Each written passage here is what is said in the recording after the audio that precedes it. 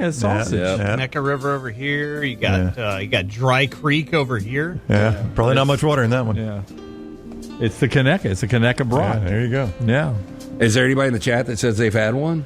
It's a really unique market. I mean, they had all kind of things in there. Yeah, Jay says there's not a river in Brantley. It's just a dog pissing on top of a hill. Which will tighten up the casing. That's right. Yeah. All right, that is Trash Today, brought to you by our friends at Bud Light, our friends at Champy's Chicken, bringing this final hour of the show.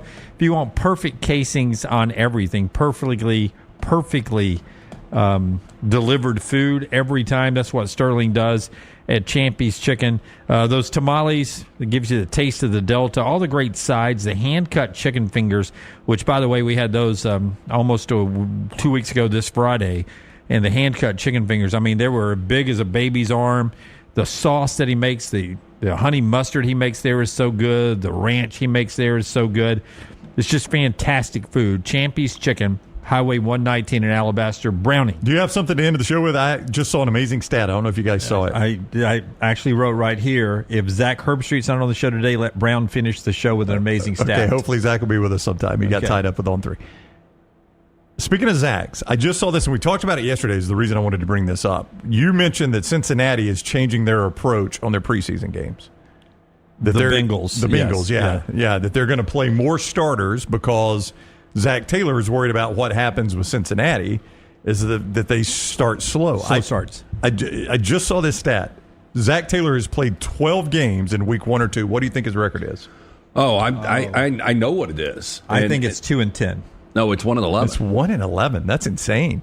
So in weeks 1 and 2 under Zach Taylor, they are 1-11. God, how good are they after that? Well, I mean, they are really always been to the Super Bowl. I know they're always fighting uphill. But that's a problem when you're talking about the AFC North. It's such a competitive division. You get behind the 8 ball like that, it's tough to pull out. I know. So maybe we'll see this year if this is a good strategy. Yeah, I would not do that. I would play the numbers that, hey, it's something else. It's not the way I've approached the preseason.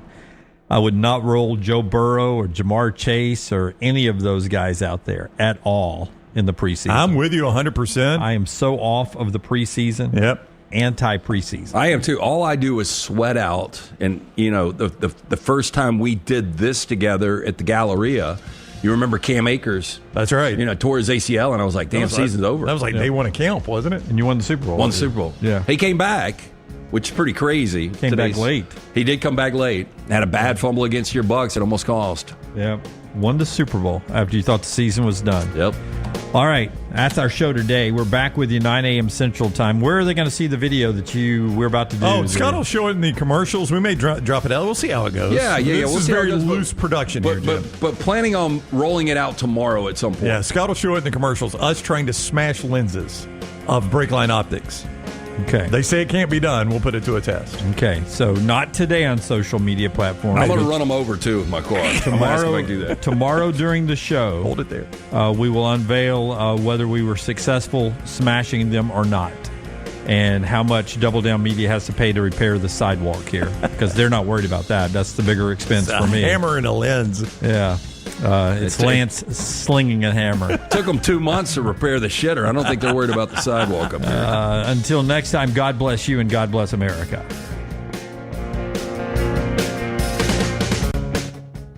Since you listened to my last message so well and got rid of those cargo shorts and stained t-shirts, it's time to replace them with Rhoback.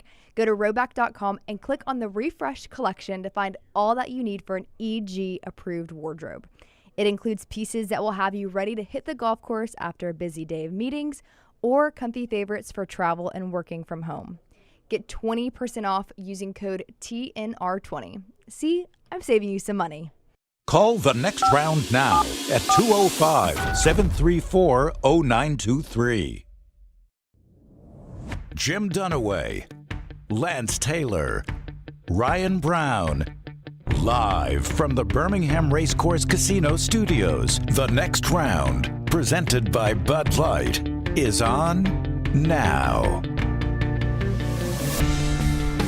You know you're close to college football when you get this release from either Alabama or Auburn or an SEC school. Just released due to visiting team returns. A limited number of tickets are now available for Alabama's homecoming game against Oklahoma. That's surprising. Yeah, so a few tickets if you want an Oklahoma ticket. I just remember, was it 01, 02, 02, 03, the home and home? 02, 03, I think. Yeah, so that was the only time I've ever been to Norman. But the return game, I just remember there were a ton of Oklahoma fans, and I would think even more excitement this year with Mateer and being in the SEC. I would just think that they would bring 15,000, 20,000. You don't travel as much because the tickets are worse on these away games. You don't get as many in the lower bowl as you used to. Mm-hmm. They've been slithered, and then the upper deck is not a section anymore. They spread you out at every stadium you go to. Not as bad as in Austin, but everywhere else, they put you in the upper rims. They're horrible. And then the TV product.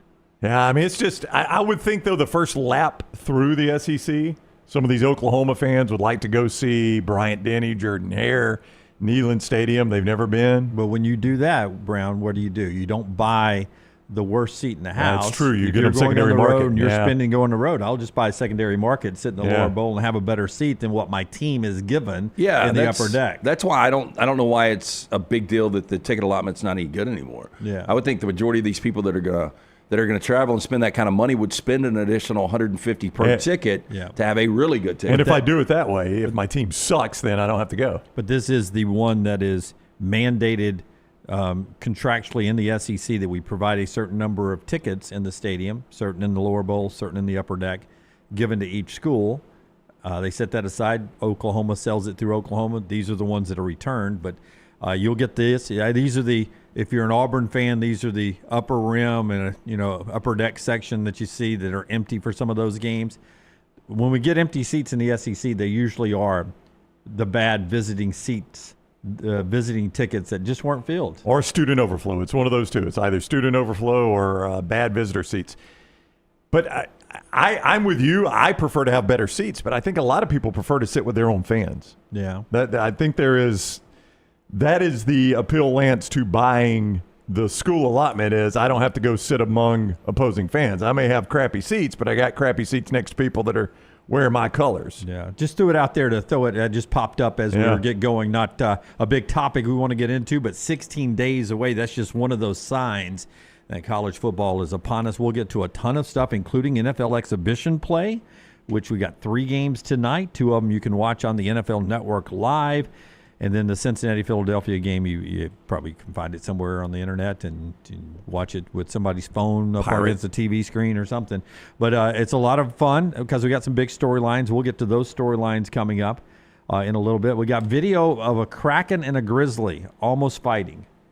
Almost. You'll have to see this altercation that went down. But we get going today with our headlines and big topics brought to you by our friends at CPAP Plus. Tell us about CPAP Plus, LT. Sleep Home Alabama. That is the website, sleephomealabama.com. Again, if you're worried about getting the sleep test, you think you might have sleep apnea, a very dangerous thing. Reggie White died from it. Again, I've got 3 brothers. All 3 are on CPAP machines. A lot of people just don't want to go to the sleep study. They don't want to stay there overnight. How about this? $199 home sleep test. No lab, no insurance, the best CPAP care statewide. All you got to do is go to sleephomealabama.com. Our friends at CPAP Plus, drop your info. They're going to call you back. They will schedule this. They can send that kit to you. $199. Again, no lab, no insurance. They've got locations: Birmingham, Trussville, Pelham, Foley, Troy. Again, for more information and to get that home sleep test, sleephomealabama.com. Okay, so Lance, if I asked you, when Vegas puts out win totals, is that a pretty good indicator of about where a team is going to finish, do you think? Like if a win total is 8.5, do you feel like a team's going to be near a 7, 8, 9 win team? Normally. Yeah, I mean, you get some one-offs. Like last year, I would think the Commanders' win total with Jaden Daniels coming in was probably 4.5. Okay. They blew it out of the water. So you'll get, some odd ins and outs, but those are typically the outliers. Vegas does so much research on this, and they're typically around that number. Okay, so this is for college conference games only. No out-of-conference games, so you can't pad with a win over Eastern Kentucky or something like that. Okay, so like eight SEC games, the total will be like 6.5, right? Yeah, six and a half, okay. something like that. So there is only one school, as I look through this, it's alphabetical, so I have to do a little. There's only one school with 6.5 as their win total. It is Texas. Texas, yep. So Texas is your favorite to win it. Okay, so look at that conference schedule. Do you think there are 2 losses? I think a lot of people look at Texas and they're like, Texas might be a 10-2 team, but one of the losses they'll absorb is in Columbus against your defending national champion. I don't know if you can look at this. I mean, I guess the only 2 obvious. There's 2 losses at Florida and at Georgia. Those are eminently losable games, yeah. But if they play both of those games 100 times, I mean, what are those percentages? I would say if they played 100 times in Sanford Stadium, I would take Georgia 55. I was going to say 55-45. If they play 100 times at Ben Hill Griffin Stadium, I probably take this Florida team 40-60. Yeah, that's fair.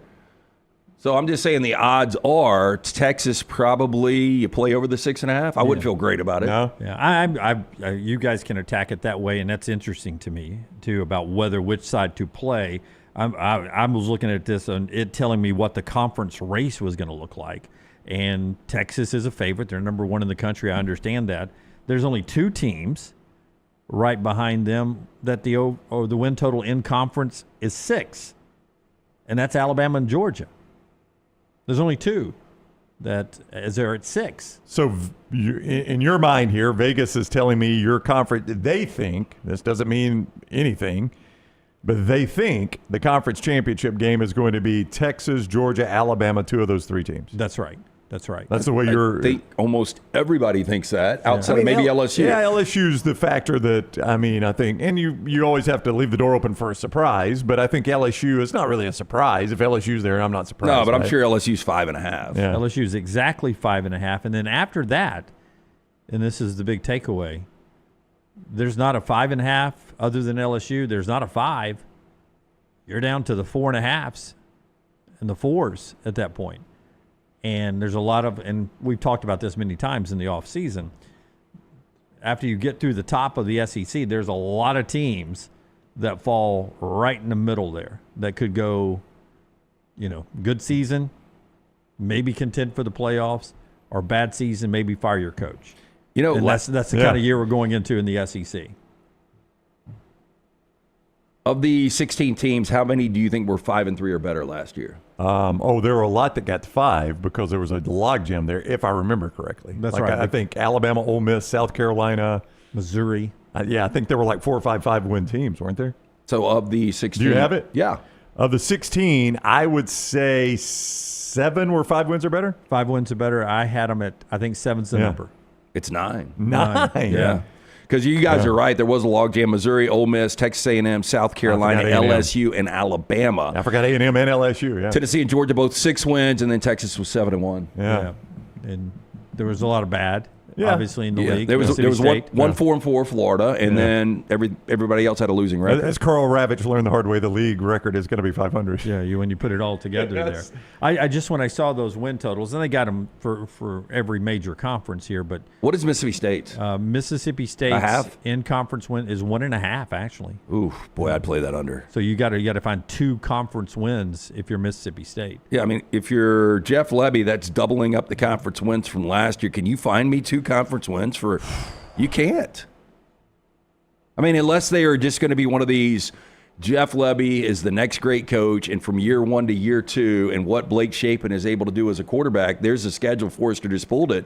You guys give me 2 that you feel good about. Their best 2 odds are on the road, unfortunately for them, at Arkansas and at Missouri. I mean, they're not winning both of those games. But that's their best 2 chances. I know, I chances. get it. But that 1.5 is kind of crazy, is it not? Yeah, I mean, you tell me, all right, tell me any of these you like more than winning at Arkansas or at Missouri. Hosting Tennessee, do you like that more? No, sadly, their easiest games are on the road. At Texas A&M, do you like that more? At Florida, hosting Texas.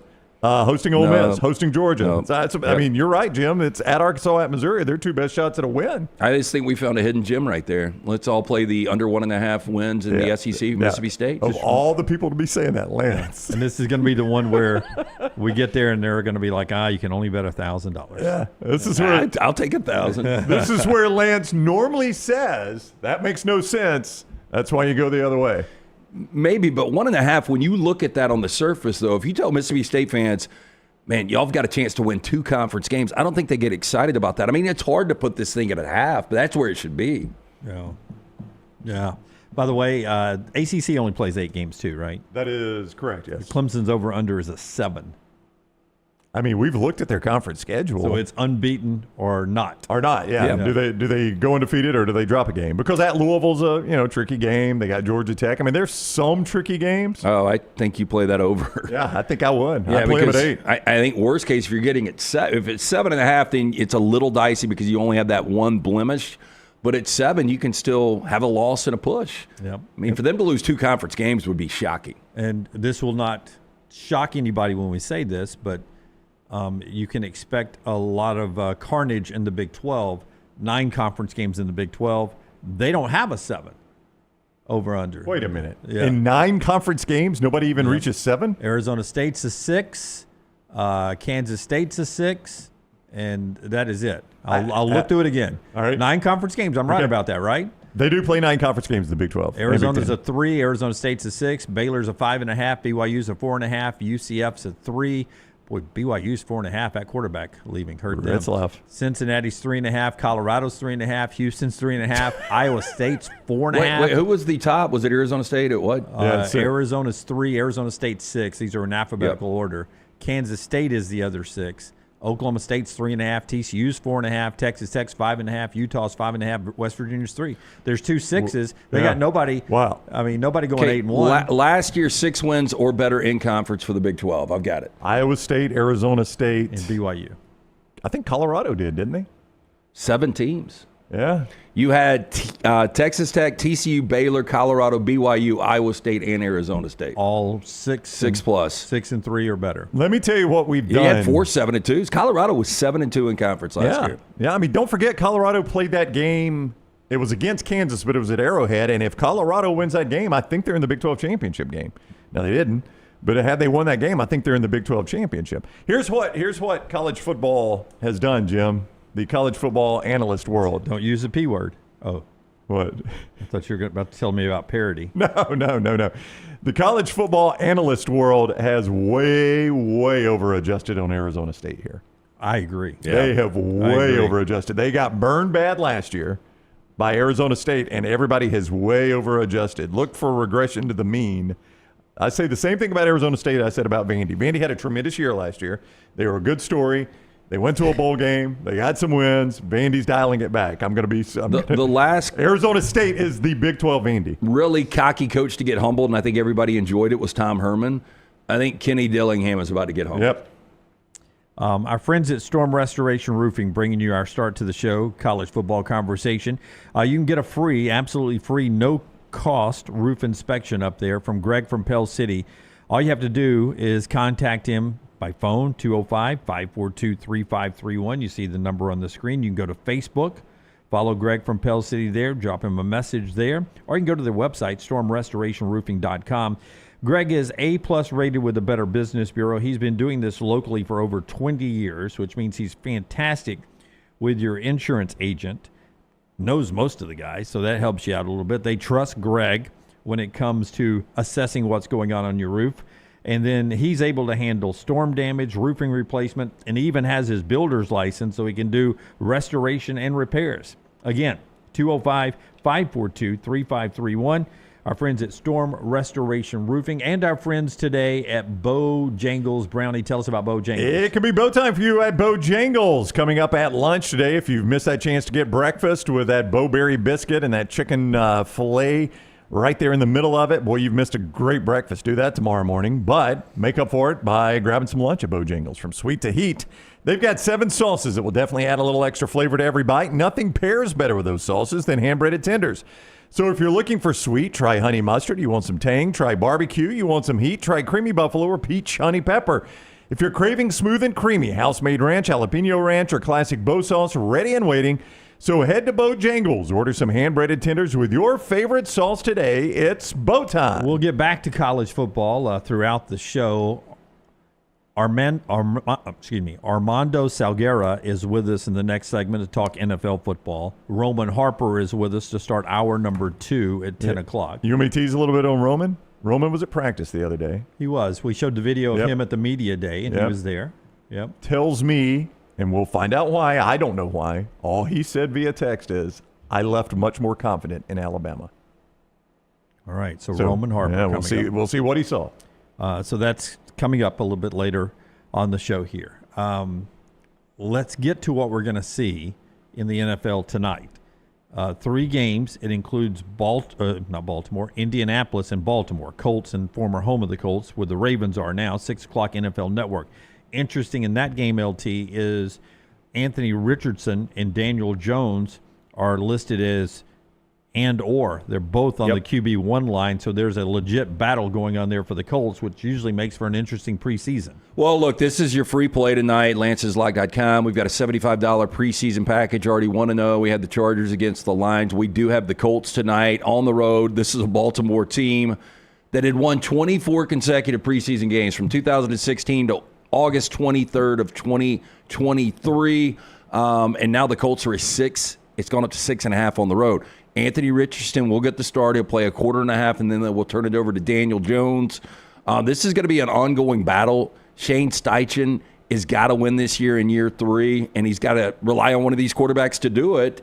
And I think it's going to be a fascinating preseason for the Colts because they've got to figure out who the starting quarterback moving forward is. I don't want to sound like the people on the Ty Simpson video the other day, but I did see video of Daniel Jones in practice the other day, and it was not good. Oh, both of them have been stinking it up. Yeah, I mean, Daniel Jones was not good. Like, everybody in Indianapolis was like, holy crap, if this is supposed to be the fix for Anthony Richardson, we are in deep trouble. You know what the story's going to be tomorrow, though? What's that? Both quarterbacks played well tonight. Oh, you think so? I do. All right. Cincinnati, Philadelphia is a 6:30 game tonight. It's a hold-your-breath game for the Bengals because, as we've reported a couple of times this week, they're going to play some of their starters, including Joe Burrow tonight, according to reports, which is mind-boggling to me. Well, Brown brought up Zach Taylor over the last couple of, 3 years, 1-10 in his first 11 games. So they want to do things differently. They haven't played Burrow in the preseason before. I agree with you. I think this is a potential disaster. I mean, obviously, if something was to happen, we've seen Cincinnati without Burrow. I mean, they're not great with Burrow, but if he was to go down, that would be tragic.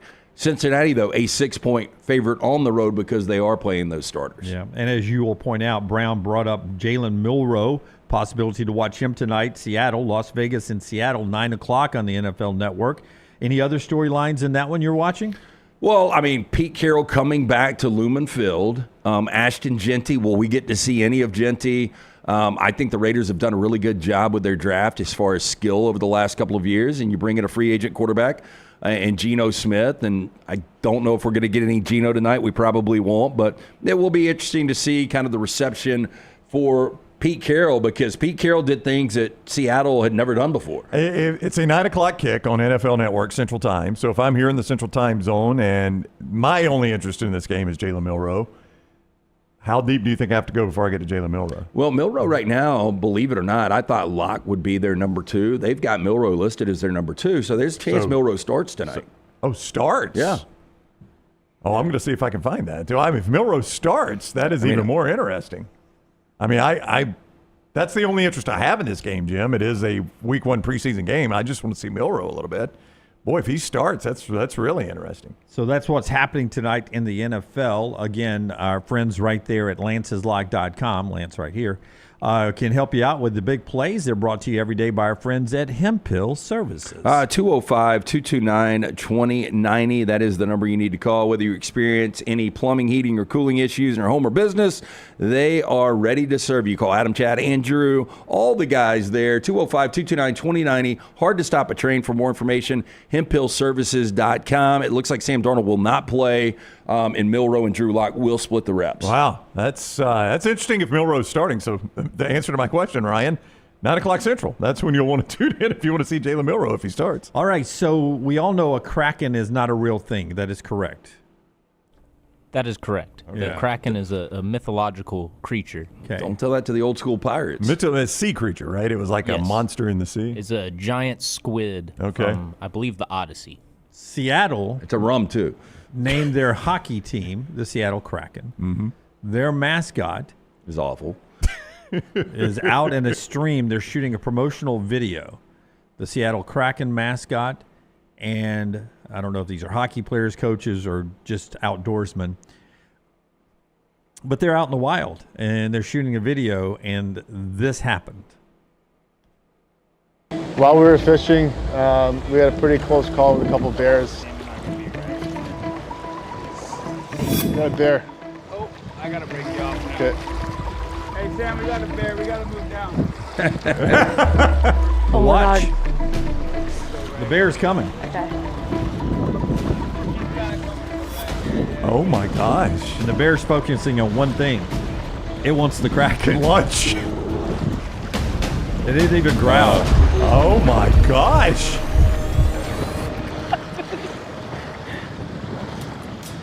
I want to blame it on Bowie. They were pretty interested in his whole look, so we got out of it okay, but it was a close call. Well, they were lucky it was that many people, because if it's just the Kraken and one other, he probably attacks. Interesting, I was watching the 72 Deadly Animals of Asia when I got home from trivia last night, and they were previewing the brown bear in Asia. And so they say, black, fight back, brown, lie down, white, good night.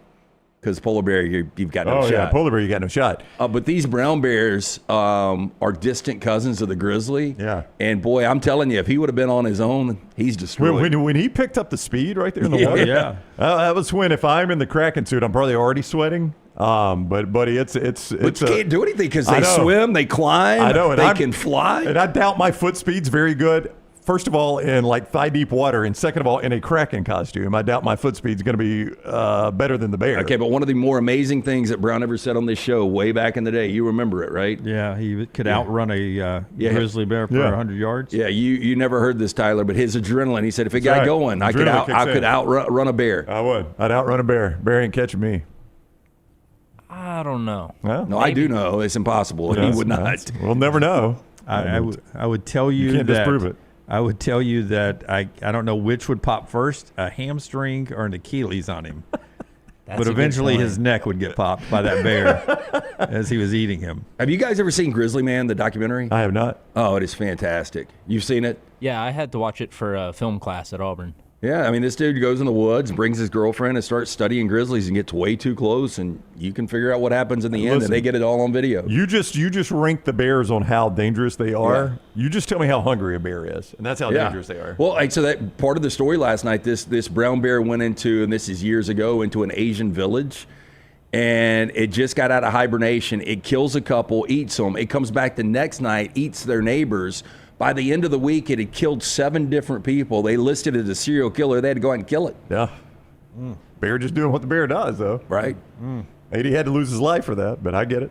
Smuff brings up a good point in the chat. He says, you don't have to outrun the grizzly. You just have to outrun the Kraken. Well, that's true. I mean, that's what they always say. I don't have to outrun the bear. I just got to outrun you. Yeah, and if my buddy is in a Kraken costume, I like my odds. I feel good against the Kraken. Mr. Freeze, no, but the Kraken, yes. That's right. Yeah, I just assumed, and I mentioned this to Forrester when we were planning the show out this morning, I was like, surely if they're fishing in that area, they know outside, they had to have some protection around them because everybody was acting way too calm. There wasn't one person on the whole crew. Somebody had to have a gun ready to drop that bear, right? Yeah. I mean, I would think everybody would be armed with bear spray. Yeah, you would have to have somebody that has firearms out there. Absolutely. I'm back in the SUV as quick as I can be. I mean, but nobody panicked. No, that's what I'm saying. If you watched it, somebody had to be sitting there with a scope and that has dropped a grizzly before. It's like Secret Service. It's crazy, though, that, I was reading an article yesterday. This Texas millionaire was on a safari last week, or just 2 days ago, and they were tracking water buffalo, and he was with 2 professional trackers. Water buffalo turned. Did you see this? Ran him over, killed him. So, when you get into their territory, that's right. Although you might have professionals with you never know what's going to happen. Yep. All right. So Josh mentions that a grizzly bear's top speed is 35 miles per hour. Yeah. So Brown, you're not outrunning. You've never seen me run on adrenaline. Yeah. You don't know that. Usain Bolt can't run 35. Yeah. All right. NFL football with Armando next. Then Roman Harper. We'll hear still on the show. Hugh Freeze had a news conference yesterday. By the way. What?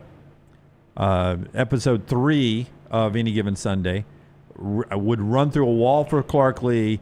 Diego Pavia comes off looking fantastic, would play for that kid in a heartbeat. Oh, that's not what the chat room's saying. Was not obnoxious, in my opinion. Really? That kid was a baller and then behind the scenes in that game. So I got bad info. Now, for the record, though, Dunaway likes Bubba Watson and Tony Stewart. That's true. You have kind of the countercultural guys over the years. But this guy, I mean, he's at Vandy and he's pushing his teammates and he's out there. I mean, he's talking crap, but they beat Alabama. Take your medicine. Well, Take that's your medicine. probably part of what you're seeing in the chat is the Alabama fans that just can't get past the fact that Diego Pavia, and it wasn't like flukish, all day like he was making plays the whole day. Yeah. But number episode 4 is a lot of Hugh Freeze going into that last home game against Texas A&M. And Clark Lee is throwing his sports coat, and he's got you running through, ready to run through the walls. And then Hugh doesn't come off looking fantastic in this because both times he's speaking, it's almost like he's giving a sermon at a church, a local Baptist church on a Sunday. And I mean, he's emotional and tearful and everything, but I'm sitting there watching it going, man, is all of his speeches like a sermon? Is it like a Bible series? And that's the way I come. And I know it's not that, but that's the way it's portrayed in this. Is that it's always a big message from Hugh where he's got, he's turning pages and he's got his glasses and he's almost calling you to the altar. And it hadn't worked yet. Every head bowed, every eye closed. Who wants to win this game this week? Everybody raise your hand. And I don't know. It just didn't. Like Clark Lee, man, had me ready to go, and then Hugh, I was like having to take notes. Now, what book was that? Boy, I would think it would almost be the opposite, and maybe it's just the Clark Lee does not strike me as that. I'm with you. And maybe it's just because he's Vanderbilt's head coach. Yeah. But it's the editing. I mean, we know how this stuff works. It can be edited a certain way or what you shoot and everything. But and I can't wait to see the rest of them. I'm 4 in, 3 more. I just want to. Hopefully near the end, I'm fired up to run through a wall for Hugh or something. But right now, it's always like, all right. Are we going to sing one more song before we go out to practice? Just as I am. All right. We had a chance to have some fun with our friends at Breakline yesterday. Brownie, tell us about Breakline, then we'll take a look at the video. I have told you, and Scott's going to show you the video, I have told you that these lenses at Breakline are virtually unbreakable. And Breakline says, guys, you can pound them with a hammer. You're not going to break these lenses, these molded Trivex polarized lenses. So we said, okay, let's prove it. So hit the video there, Tyler. We'll see what it looks like. Well, they came up yesterday with a hammer and some lenses. Go ahead, Tyler. Go ahead, Tyler. Just hit it. We're going to talk over it. Yeah, we're going to talk over it. They came up with some hammer and lenses. And we went to town out behind our building here with a hammer. Listen, BreaklineOptics.com, BreaklineOptics.com. That is where you go to find these glasses. Great-looking glasses at Breakline Optics. They fit great. They're durable. They withstand all the salt water and river water and lake water. But here's the thing, man. You're not going to be able to break these lenses. And we put it to a test. Done away with a hammer. I'm going to pound them with a hammer. And let me tell you what, guys. We were out there for 10 minutes? Yeah. Pounding these things with a hammer. And the funny thing is different tenants, people that work in the building are coming out and they're like, what in the hell are these guys What are these doing? idiots doing? They're pounding sunglasses lenses with a hammer. But I'll tell you what we never did. I can promise you this. We never broke one of these lenses. We have put it to a test. And we'll send you the whole video soon so you can see it. BreaklineOptics.com, BreaklineOptics.com. These things are built to last. They look great. If you want to see them for yourself, you can do so at Deep South Outfitters in Birmingham or always online, BreaklineOptics.com. Don't forget the mystery box, $200 worth plus of great items from Breakline Optics for just $89. BreaklineOptics.com. Follow LT on Twitter at @TheLanceTaylor. Have you been injured in an 18-wheeler accident, company truck accident, car accident, or work-related accident? Call Alabama's largest personal injury firm. Alexander Shinara Trial Attorneys will fight for every dollar you deserve And it won't cost you a dime. Trust me. What do you say, man? Call me, Alabama. Call 659-777-7777 or go to Shannara.com. No representation made that the legal services provided are better than legal services provided by other attorneys. Hey, Lance Taylor from the Next Round to tell you about one of our favorite places for breakfast, lunch, and dinner. That is Hamburger Heaven since 1982. Hamburger Heaven has been serving Birmingham's best hamburgers, cheeseburgers, French fries, hand-spun milkshakes, and sandwiches made fresh to order. All of their ingredients are fresh and prepared daily. This includes their beef, always fresh, never frozen, hand-pattied each and every day. For breakfast, lunch, or dinner, visit any of the 4 locations, Highway 280, Irondale, Gardendale, and Homewood. Hey, for all of your IT and printing needs, reach out to our friends at Xerox Business Solutions. Look, I'm still one of those old school guys. I print my notes every single day for the show. If you watch the show here on the Next Round, you see all the notes in front of me. From day one, Xerox Business Solutions, they've been with us here at the Next Round. Local for over 45 years. For all of your IT and printing needs, visit XeroxBusinessSolutions.com or call 205-969-3000. That's 205-969-3000. Hey, there's nothing worse than waking up to a plumbing problem. Don't get caught in a flooded house. Call the guys at Hemp Hill Services. Adam, Chad, and the team at Hemp Hill are the only ones I trust to fix it and fix it right the first time. Hemp Hill Services does it right and always at a fair price. For all of your plumbing, cooling, and heating needs, trust the name that Birmingham has trusted since 1954. That is Hemp Hill Services. Call now, 205-229-2090. That's 205-229-2090. It is the first college tailgate party of the season. Boiling and Bragging, Saturday, October 16th, 6 to 8:30 in Mountain Brook's Crestline Village near O'Neill Library. Come enjoy great food, kids games, live music, and support your favorite team at Boiling and Bragging. This annual event benefits the Critical Care Transport Team at Children's of Alabama. Saturday, August 16th, 6 to 8:30 p.m. in Mountain Brook's Crestline Village. For more information, visit boilinginbragging.org. That's the letter N, boilinginbragging.org. Take TNR on the go with a podcast built for your satisfaction. Miss Hour 1, find it in podcast form. Miss Hour 2, stream it now. Miss Hour 3, download it for later. Miss Hour 4, well, just know it's never coming back. Listen to TNR wherever you find podcasts. When you crave activity like we do, you belong in the Roback family. Get the best golf wear, hoodies, and activewear for men and women at Roback.com. Use promo code TNR20 to get 20% off your order. That's Roback.com, promo code TNR20. Remember the name Way to Wellness if you're battling weight loss in your life. I'm Jim Dunaway from the Next Round. There was a time I was over 216 pounds until Way to Wellness helped me lose 45 pounds, and now for over 2 years, they've helped me keep that weight off. Here's their website, aplanforme.com, aplanforme.com. That's a great name for a website because there's no cookie-cutter plan. Everything is designed specifically for you. No contract, no sign-up fees, and your first consultation is free at Way to Wellness. It's bow time. Tired of choosing between sweet and savory? Why not have both? Introducing Bojangles' new chicken and bowberry waffles. The bold Cajun chicken filet you love, now drizzled with a bowberry honey glaze and sandwiched between 2 warm waffles. Which means your favorite meal of the day just met your new favorite dish. And lucky for you, it's served all day. But it's only here for a limited time, so try chicken and bowberry waffles at Bojangles today. It's bow time.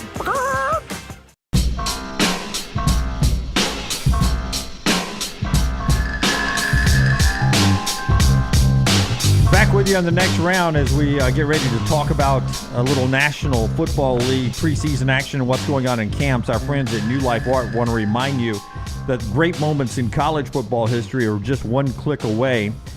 They've got the limited edition prints by Daniel Moore, including collegiate classics from the Nick Saban National Championship years at Alabama, great moments in Iron Bowl history, and so much more.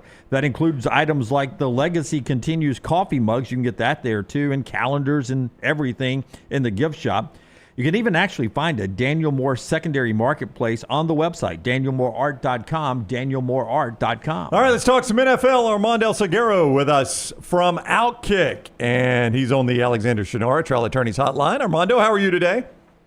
Gentlemen, what's going on? Not a whole lot. Not a whole lot. Your summer is over. It is preseason. That means you're working hard until February. You know that, right? Yeah, it's not my summer is over. Life until February, until the second week of February. I'm done. It's over, and I'm happy about it because I'll be honest, man. June, that's a rough month to get past with no football and, baseball kind of in the dog days. I'm not loving it, but we're getting started tonight. We were talking yesterday. USA Today did their predictions for every team throughout the NFL, and they had Pittsburgh at 11 wins. They had Pittsburgh winning the AFC North. I thought it was an incredible job from Mike Tomlin getting them to 10 wins last year. Now they bring in 42-year-old Aaron Rodgers. What is your expectation for this Steeler team? I am probably one of the few who thinks Aaron Rodgers is still good. And last year, obviously, it was a disaster with the New York Jets. They're 5-11. They fired the coach. They fired the general manager. They fired Aaron Rodgers. And everybody takes that and says, wow, Rodgers was terrible and not his MVP self. Well, Aaron Rodgers, at not his MVP self, threw 28 touchdown passes and threw for 4,000 yards. Coming off an Achilles injury in which he ruptured the thing the season before and only got 4 plays the season before. He was a different player at the end of the season than he was early on. And I think that that's the guy that the Pittsburgh Steelers got, not the guy that couldn't really move around very well and was still learning the system early on with the Jets last year. So I think that surrounded by what is going to be more talent, more veterans, where he is not the face of the franchise 100% of the time, and a really good defense, they're going to do some damage. I don't know that they're going to be better than, the Baltimore Ravens, but I know they're going to be good. And to dismiss the Pittsburgh Steelers just because it's Aaron Rodgers, I think is a huge mistake. Usually when you get an epidural, you do expect a 7-pound delivery at some point. That's the weight of the Lombardi Trophy. But should I be concerned about the epidural that Stafford got with the Rams? If I'm a Rams fan, am I concerned about the disc issue that Matthew Stafford's dealing with? It's not good. It's not, obviously he is sidelined with this, and he's of that age now where if he was 26, 27, 28, nobody would think anything of it. But that dude has taken probably more punishment than 90% of the quarterbacks in the NFL, and it turns into a thing. I don't have good news for the Rams as far as that's concerned. I know that the Rams think it's going to be manageable. It's going to be fine. Back injuries are not manageable typically, and typically not fine, because it's not something that you either just patch or, the surgery is season ending type of thing. It's a thing. And the Rams should be concerned. And if you're Jimmy Garoppolo, you better be ready to play some games in 2025. Lance, would you like to respond to this? I'm a huge Rams guy. Somebody asked me, a Georgia fan, last night about Stafford, and I agree with you. I think it is a major concern. The guy has not thrown one football at 37 years old. But I'm holding out hope Stetson Bennett is rounding into shape. It's your new guy, not Garoppolo. So we'll see. We'll see. Yeah, that's a possibility. If Stetson Bennett is taking any snaps for the Rams this year, you're going to be a very unhappy man. Armando Salguero with us, Outkick. You can follow him on social media right there at Armando Salguero, right there on social media, just his name. He is on the Alexander Shinara Trial Attorneys Hotline.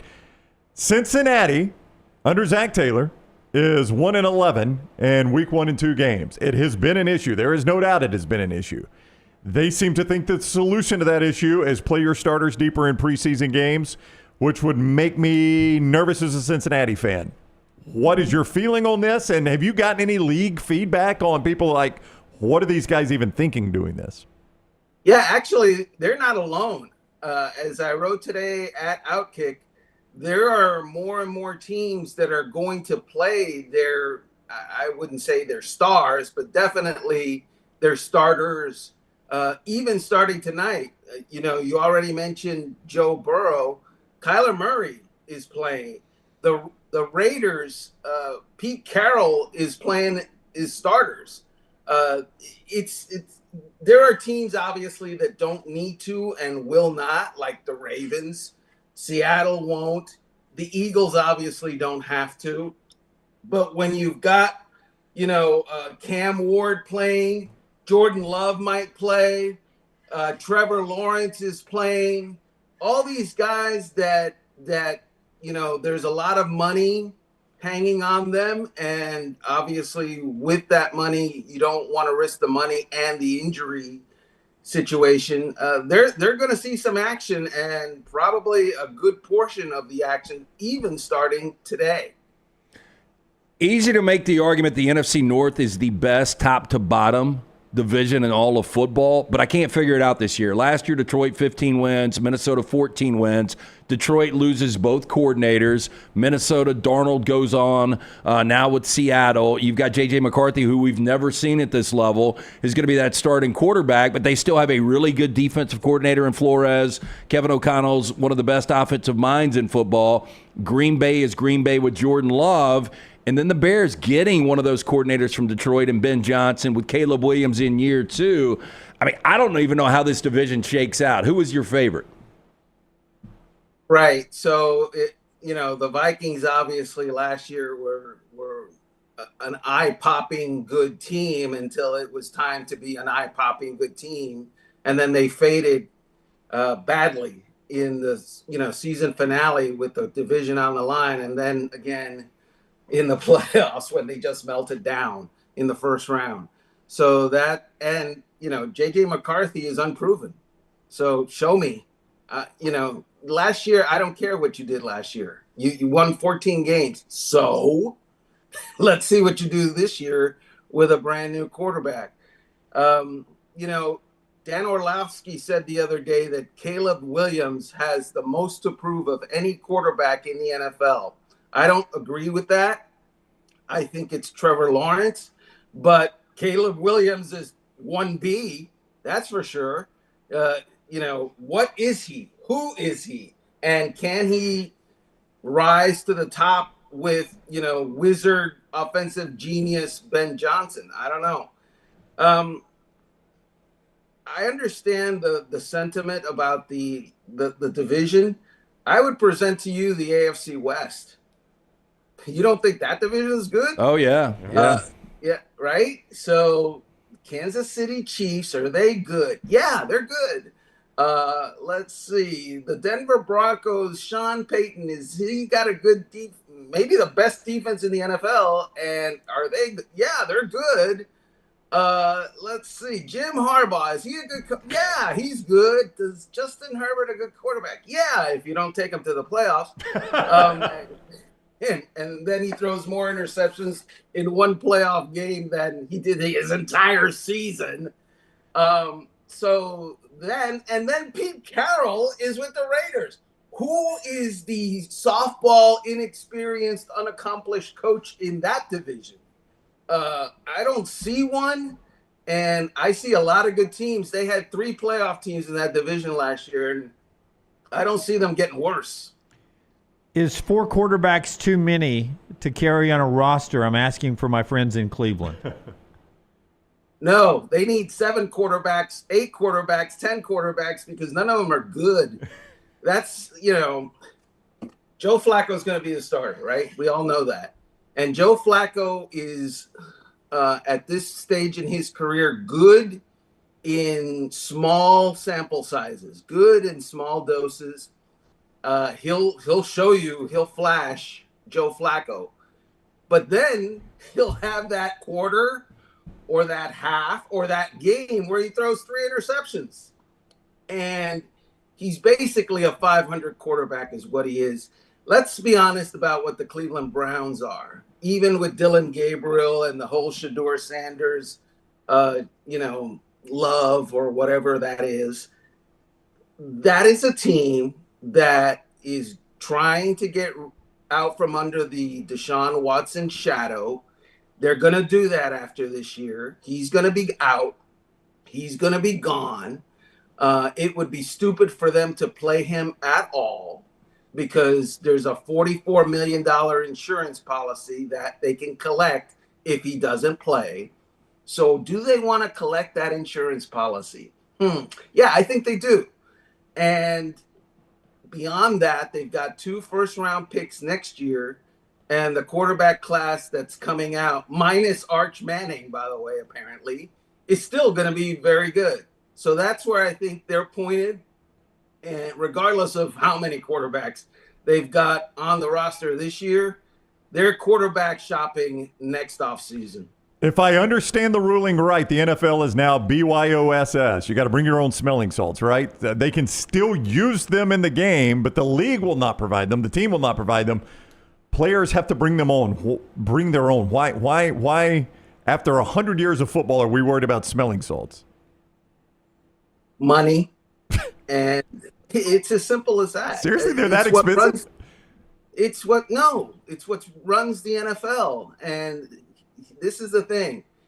The NFL players have been using smelling salts, I think, since like the time immemorial, right? Yep. And there's never been any issue with smelling salts, any repercussions. The NFL is now in the business of getting out of repercussions possibilities.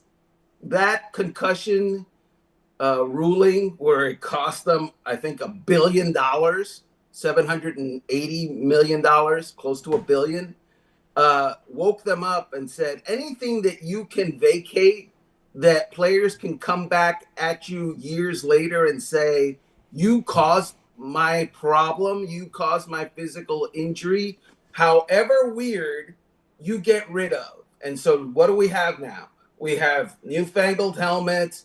We have, you can't hit guys in certain places. You can't hit guys on certain plays and in certain ways.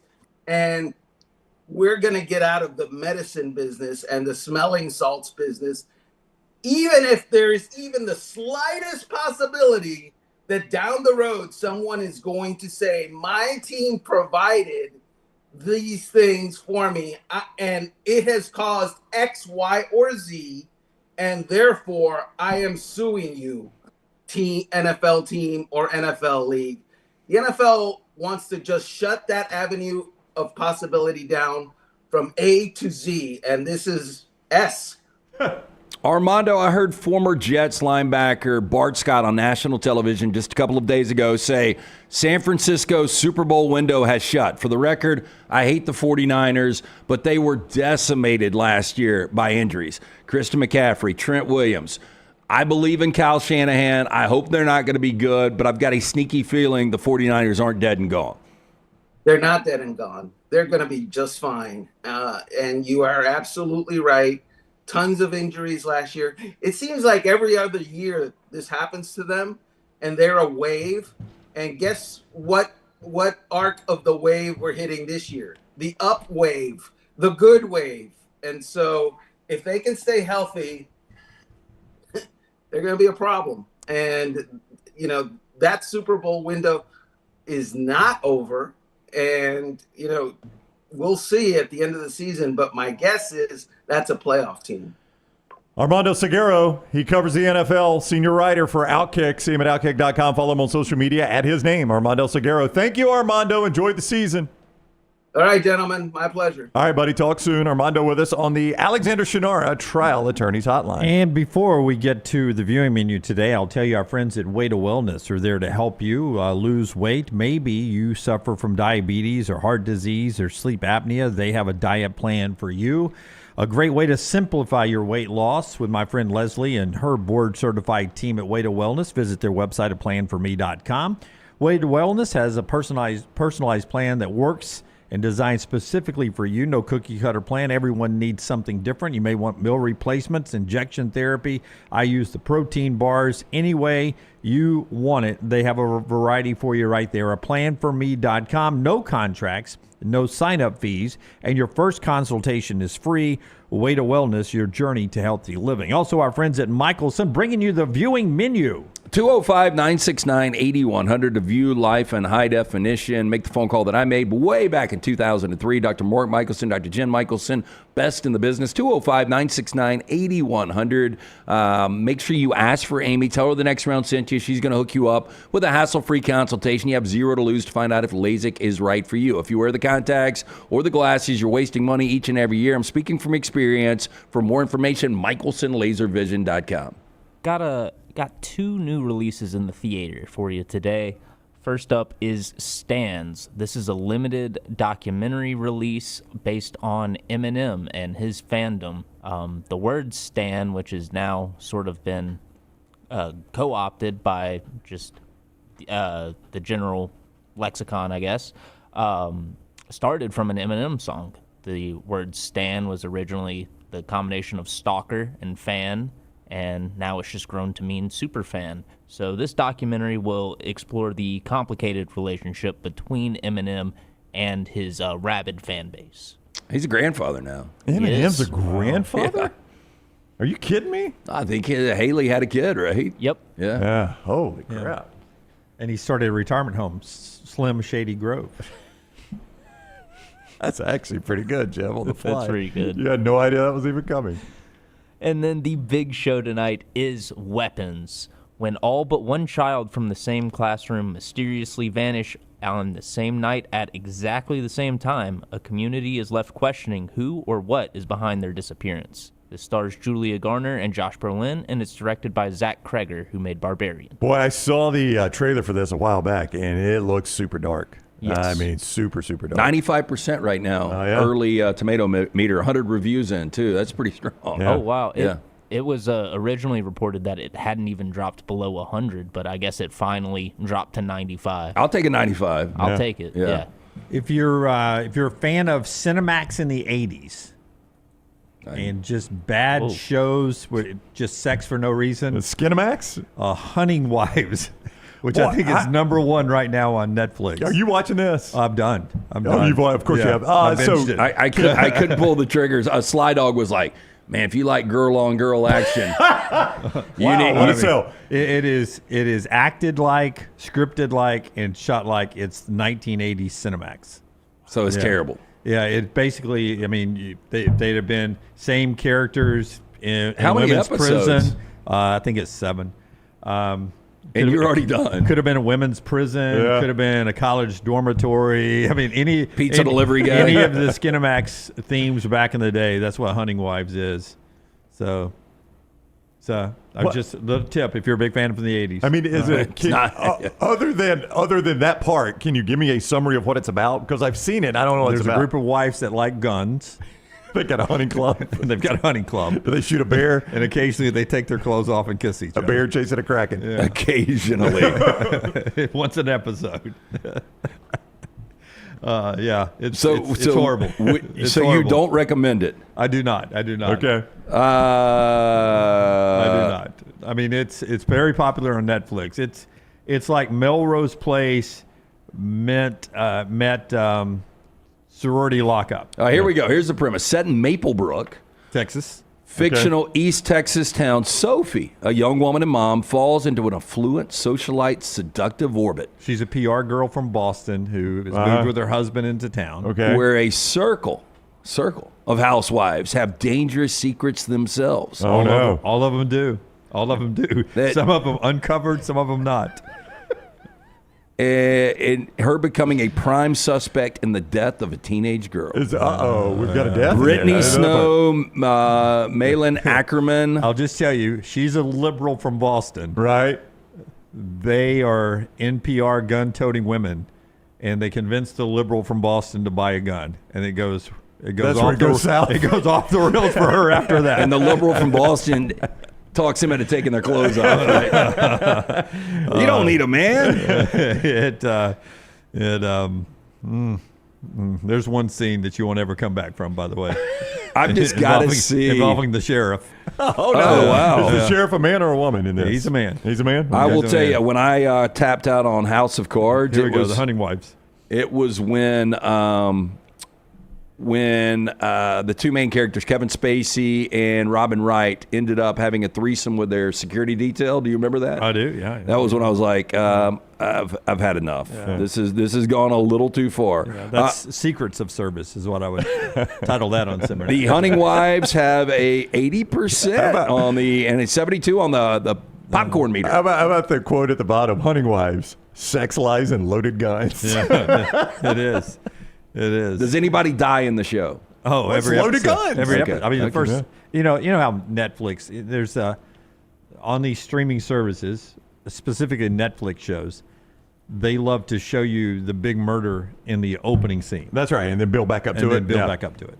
I don't know who the first was to do that, but that is the formula they follow now. Yeah.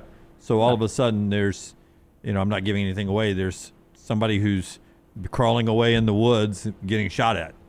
And then you build up to that at the end. Because they have to retain the audience. Well, yeah, because there's so many options on Netflix. I mean, how many people click something and then as soon as you hear the ta-dum, it's like, screw that up. Not today. And by the way, just like in every Netflix streaming show I've ever watched, there's always a bonus extra, not bonus, but the last episode is worthless.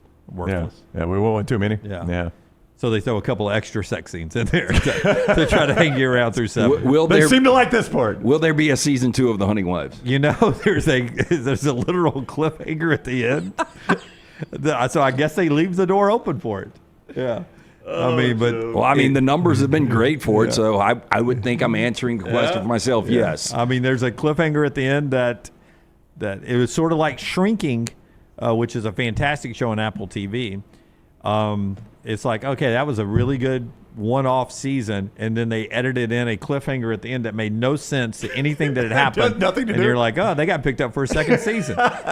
We had to have something. Yeah. All right. That's our first hour. Roman Harper, when we come back, we'll go to Tuscaloosa. Alexander Shinara he was in Tuscaloosa. He's not anymore. He'll give us intel from Tuscaloosa with Roman.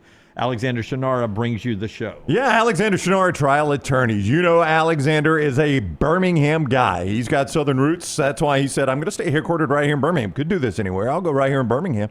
So he's done that for 24 years. They've grown to 150 lawyers, more than that now, supported by more than 500 dedicated team members, and they've recovered more than $2 billion for you. They've done that by maintaining Alexander's core values: integrity, mastery, passion, and success. So when you find yourself in need of a lawyer, call the Alexander Shinara Trial Attorneys. You pay nothing unless they win your case. Shinara.com. That is Shinara.com. Why is Roman Harper more confident in Alabama? He tells us next. Follow Brownie on Twitter and Instagram at Ryan Brown Live.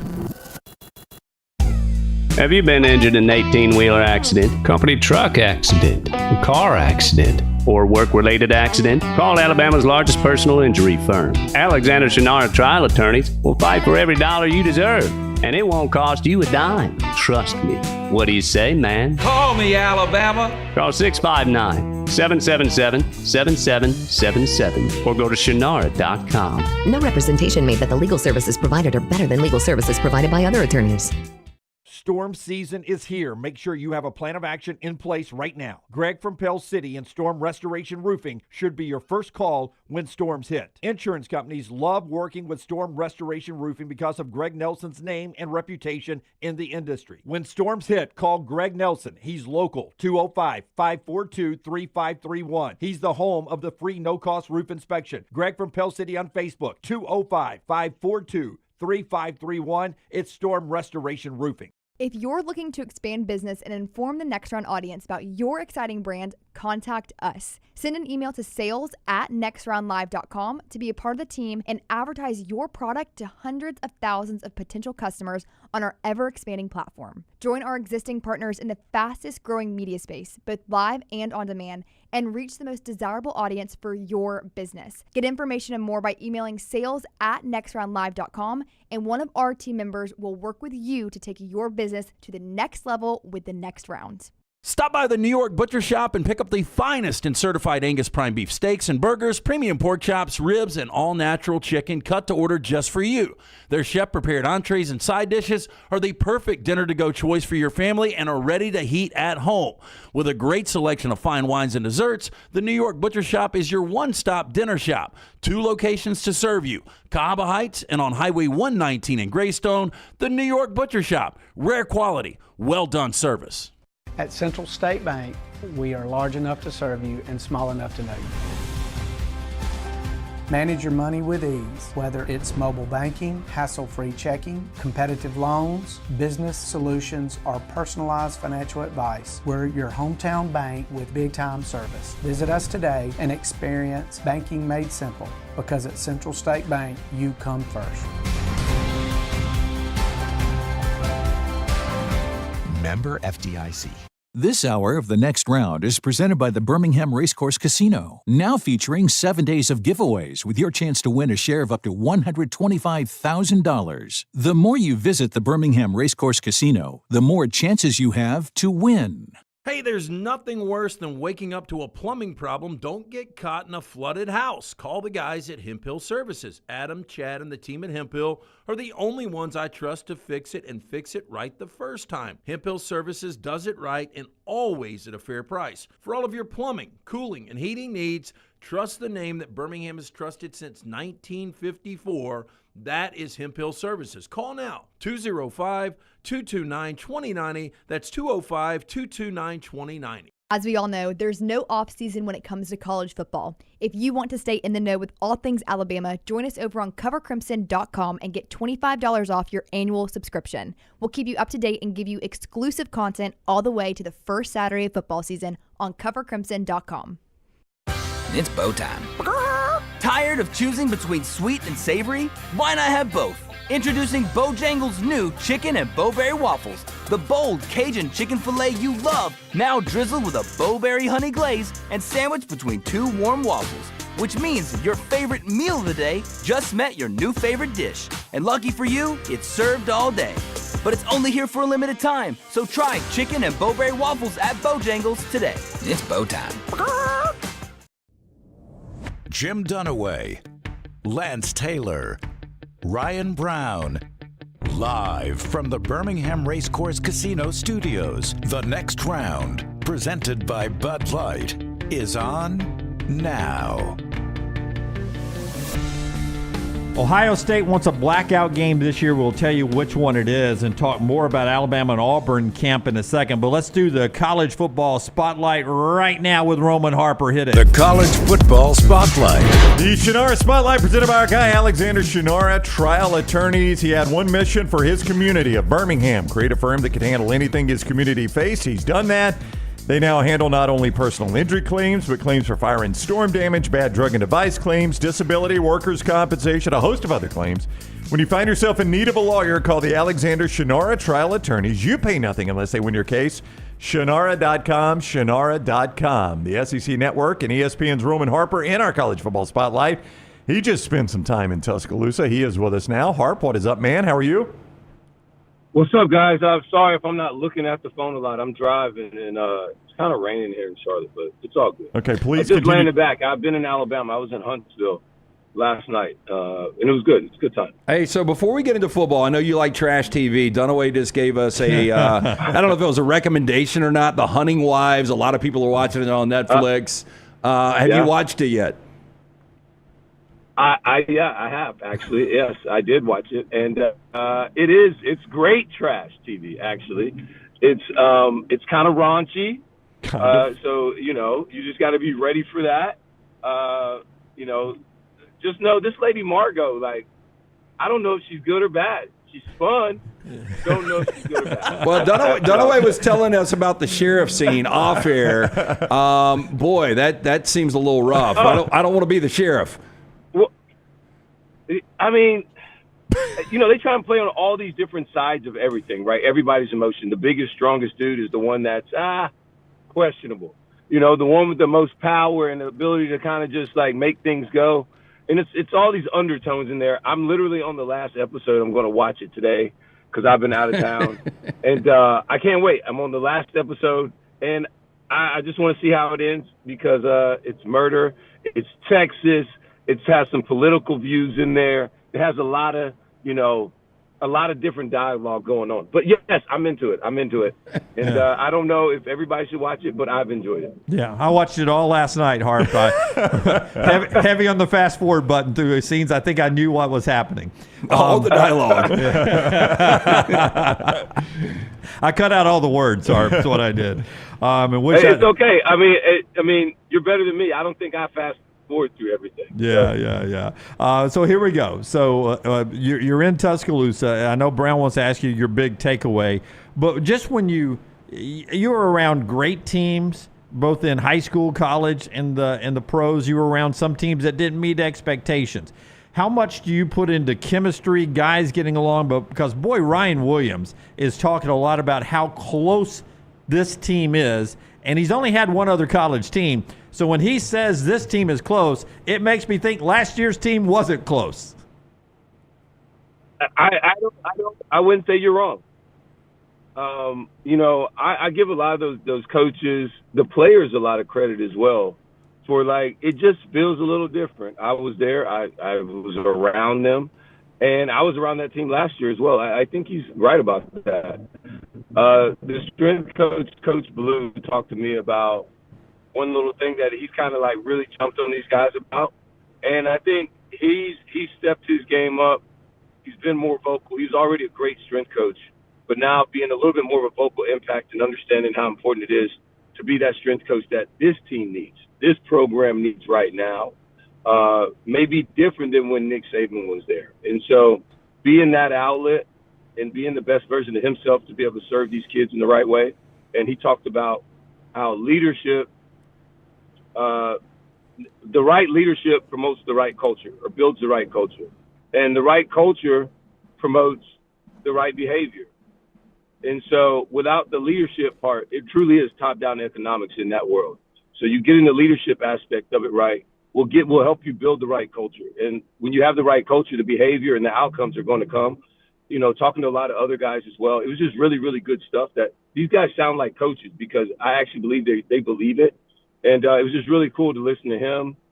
Tim Keenan was another guy, a fifth-year guy who's been on both regimes. And where they're at now, he talked about it's just different. Guys are able to talk to each other. Nobody's getting all in their emotions or anything. They're calling each other out, but it's not really calling each other out when I'm holding you accountable because I'm dependent on you and you dependent on me. And so I have expectations. This Alabama team from last year, the players still there. Understand that last year's result is not what they want to be, and they don't want to let themselves down. And also they don't want to let down all the former great Alabama people and players that care about that program. They understand how much it means. So when you tell me, Harp, that you left there more confident in Alabama football, is that why? Is there more to it? Is that the only reason? I think that's a big part of it. I think another part of it is, Kalen DeBoer in year 2 is going to be better. He's proven that. I think Ryan Grubb coming in on the offensive side, I think he's a really good play caller because calling plays is a talent.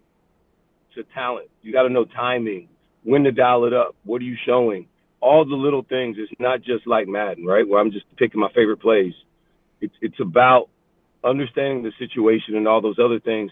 And then also, you're just better when you're in a system for its second year defensively. You're just better. And for me, I loved being in defenses for multiple years because not so much as oh, man, I learned more about the defense because the plays don't change, but I learned what I could get away with. And so I can cheat this. I can anticipate that. That allowed me to play faster. The communication got a little bit smoother because I wasn't thinking anymore. I was just playing and reacting. I already know the calls. I already know the defense. I just got to see what they're doing, and now I can see.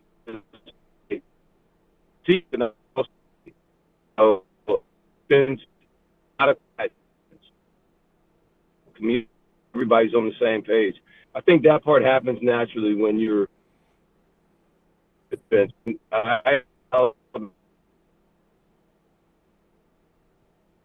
I think we have lost Harp. Yep. You guys hear me? Yeah, we got you back. Yeah, we lost you for a sec there. Hello? Yeah, we got you.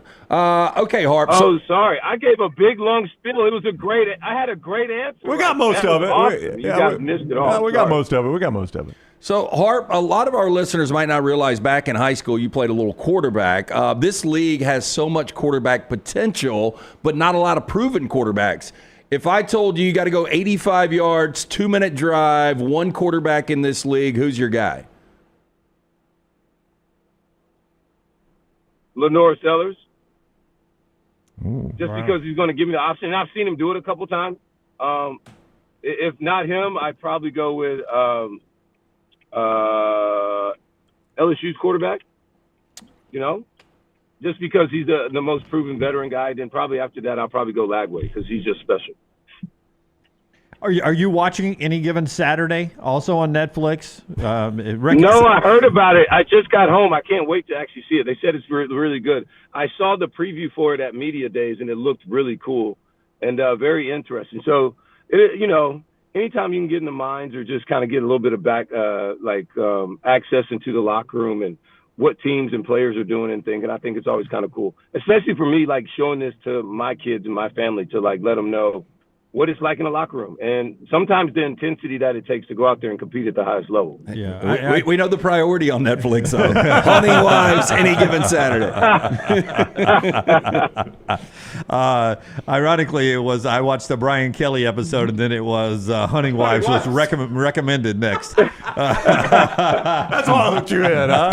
I would tell you, I think there will be schools, though, that opted out. Maybe I understand why Alabama did it. You didn't want to have film crews around as you're transitioning from Saban to Kalen DeBoer, but I do think it makes like South Carolina, Vandy, Florida. It really made me think better of those programs. I'm wondering how the Alabamas of the world are, if they're going to opt in if there's a year or two. You know what? That'd be interesting. Like, it just depends, in my opinion. Being around the NFL for as long as I was, coaches really didn't love having the NFL films around, like for the preseason thing, right? The Hard Knocks. Right. It seems cool, and, it's kind of promoting, but, and I guess that may help with some recruits if you need that. I understand why Vandy do it. You want to give them a better inside look at what you guys are doing. And last year was a great year to do it. So it worked out perfectly. But you don't have to show everybody your hand, especially if you're winning already. And so when you're trying to build a culture, I think you do things outside the box to try and help you build that culture, because the culture still has to be built off of winning. You got to win to build a culture. If you ain't winning, nobody's buying into your culture. And so ultimately, if you're not, then these are good ways to give you inside looks to at least you draw on the emotional piece of being a fan and actually starting to root for people personally. And that's how they pull the heartstrings. And so that's good by Netflix and TV. But in all honesty, I'll just be flat out, that don't do a damn about winning games. And so that you still got to go out there and win the games. All right, he is Roman Harper, coming to a campus near you soon as SEC football kicks off not too long from now. Harp, safe travels, man. Thank you very much for the time. Always good talking with you. All right, fellas. Appreciate it, man. Y'all be good. All right, buddy. Be careful. Harp with us on the Alexander Shinara Trial Attorneys Hotline. All right, your intuition wasn't incorrect about what Ryan Williams said. Harp said he saw the same thing. Yeah. He saw it with his own eyes. I mean, if you've only had one college team, you assume he was the man at his high school, that when he's talking about this team's a lot closer, they're bought in more, blah, blah, blah, you're comparing it to last year because he's only had one other team. Yeah. It's common sense Made there. sense, yeah. Yeah, absolutely. Bo Tender Moment of the Day brought to you by our friends at Bojangles. Tell us about Bojangles. You can get some great lunch there at Bojangles. You love a good dipping sauce. You know what goes great with a good dipping sauce? Something to dip in it. How about those hand-breaded chicken tenders you get right there at Bojangles? If you're looking for sweet, try honey mustard. You want some tang, try barbecue. You want some heat, try creamy buffalo or peach honey pepper. If you're craving smooth and creamy, the house-made ranch, jalapeno ranch, or classic Bo sauce ready and waiting, head to Bojangles, order some hand-breaded tenders with your favorite sauce today. It's Bo time. Our Bo Tender Moment of the Day is the Saban Center over in Tuscaloosa. It broke ground yesterday, and pretty cool. Terry Saban, Nick Saban on hand with shovels to do the groundbreaking. The Terry Saban quote, "When you invest in children, you're investing in the future." What is the Saban Center? Is they're building it now? It's going to be the STEM hub, educational hub there for educational arts, interactive for teachers and students and families. And it'll spread out all over the state of Alabama, but it'll be anchored right there in Tuscaloosa, funded by the Sabans and a lot of their great partners there. So really cool that Terry and Nick invested in the whole Saban family, invested in the kids of Alabama, even at this point when you really don't have to. This is something that will carry on for generations after they're long gone. So a pretty cool moment yesterday in Tuscaloosa as they break ground for the Saban Center over there. And you can get more details online at the Saban Center website, or maybe how you can help out in the future there. Pretty cool night at trivia when Odie's and the guys are there. When LT tells us on Thursday about Odie's, he usually starts us off with a question. What was the big question last night? Well, because I am heavily involved in the 72 deadliest animals. In the animal kingdom, which animal has the most powerful bite? I did a multiple choice here. Is it A, the great white shark? Okay. Is it B, the hyena? Or is it C, the saltwater crocodile? I'm going to go, and I'm going to walk you through this. I think most of the damage from the great white actually comes self-inflicted when I'm trying to pull back out, because the teeth are slanted. They're able to chomp and bite off, but I can also rip my flesh by trying to pull my arm out or my leg out. So I'm going to put that third. I'm going to put the hyena second. I'm going to go saltwater crocodile as the most vicious bite. Forrester and Tyler, do you guys agree? I feel like if the hyena's included in this, it's got to be the hyena. Because the other two seem like they would be Scott thinks you're trying to trick him. obvious.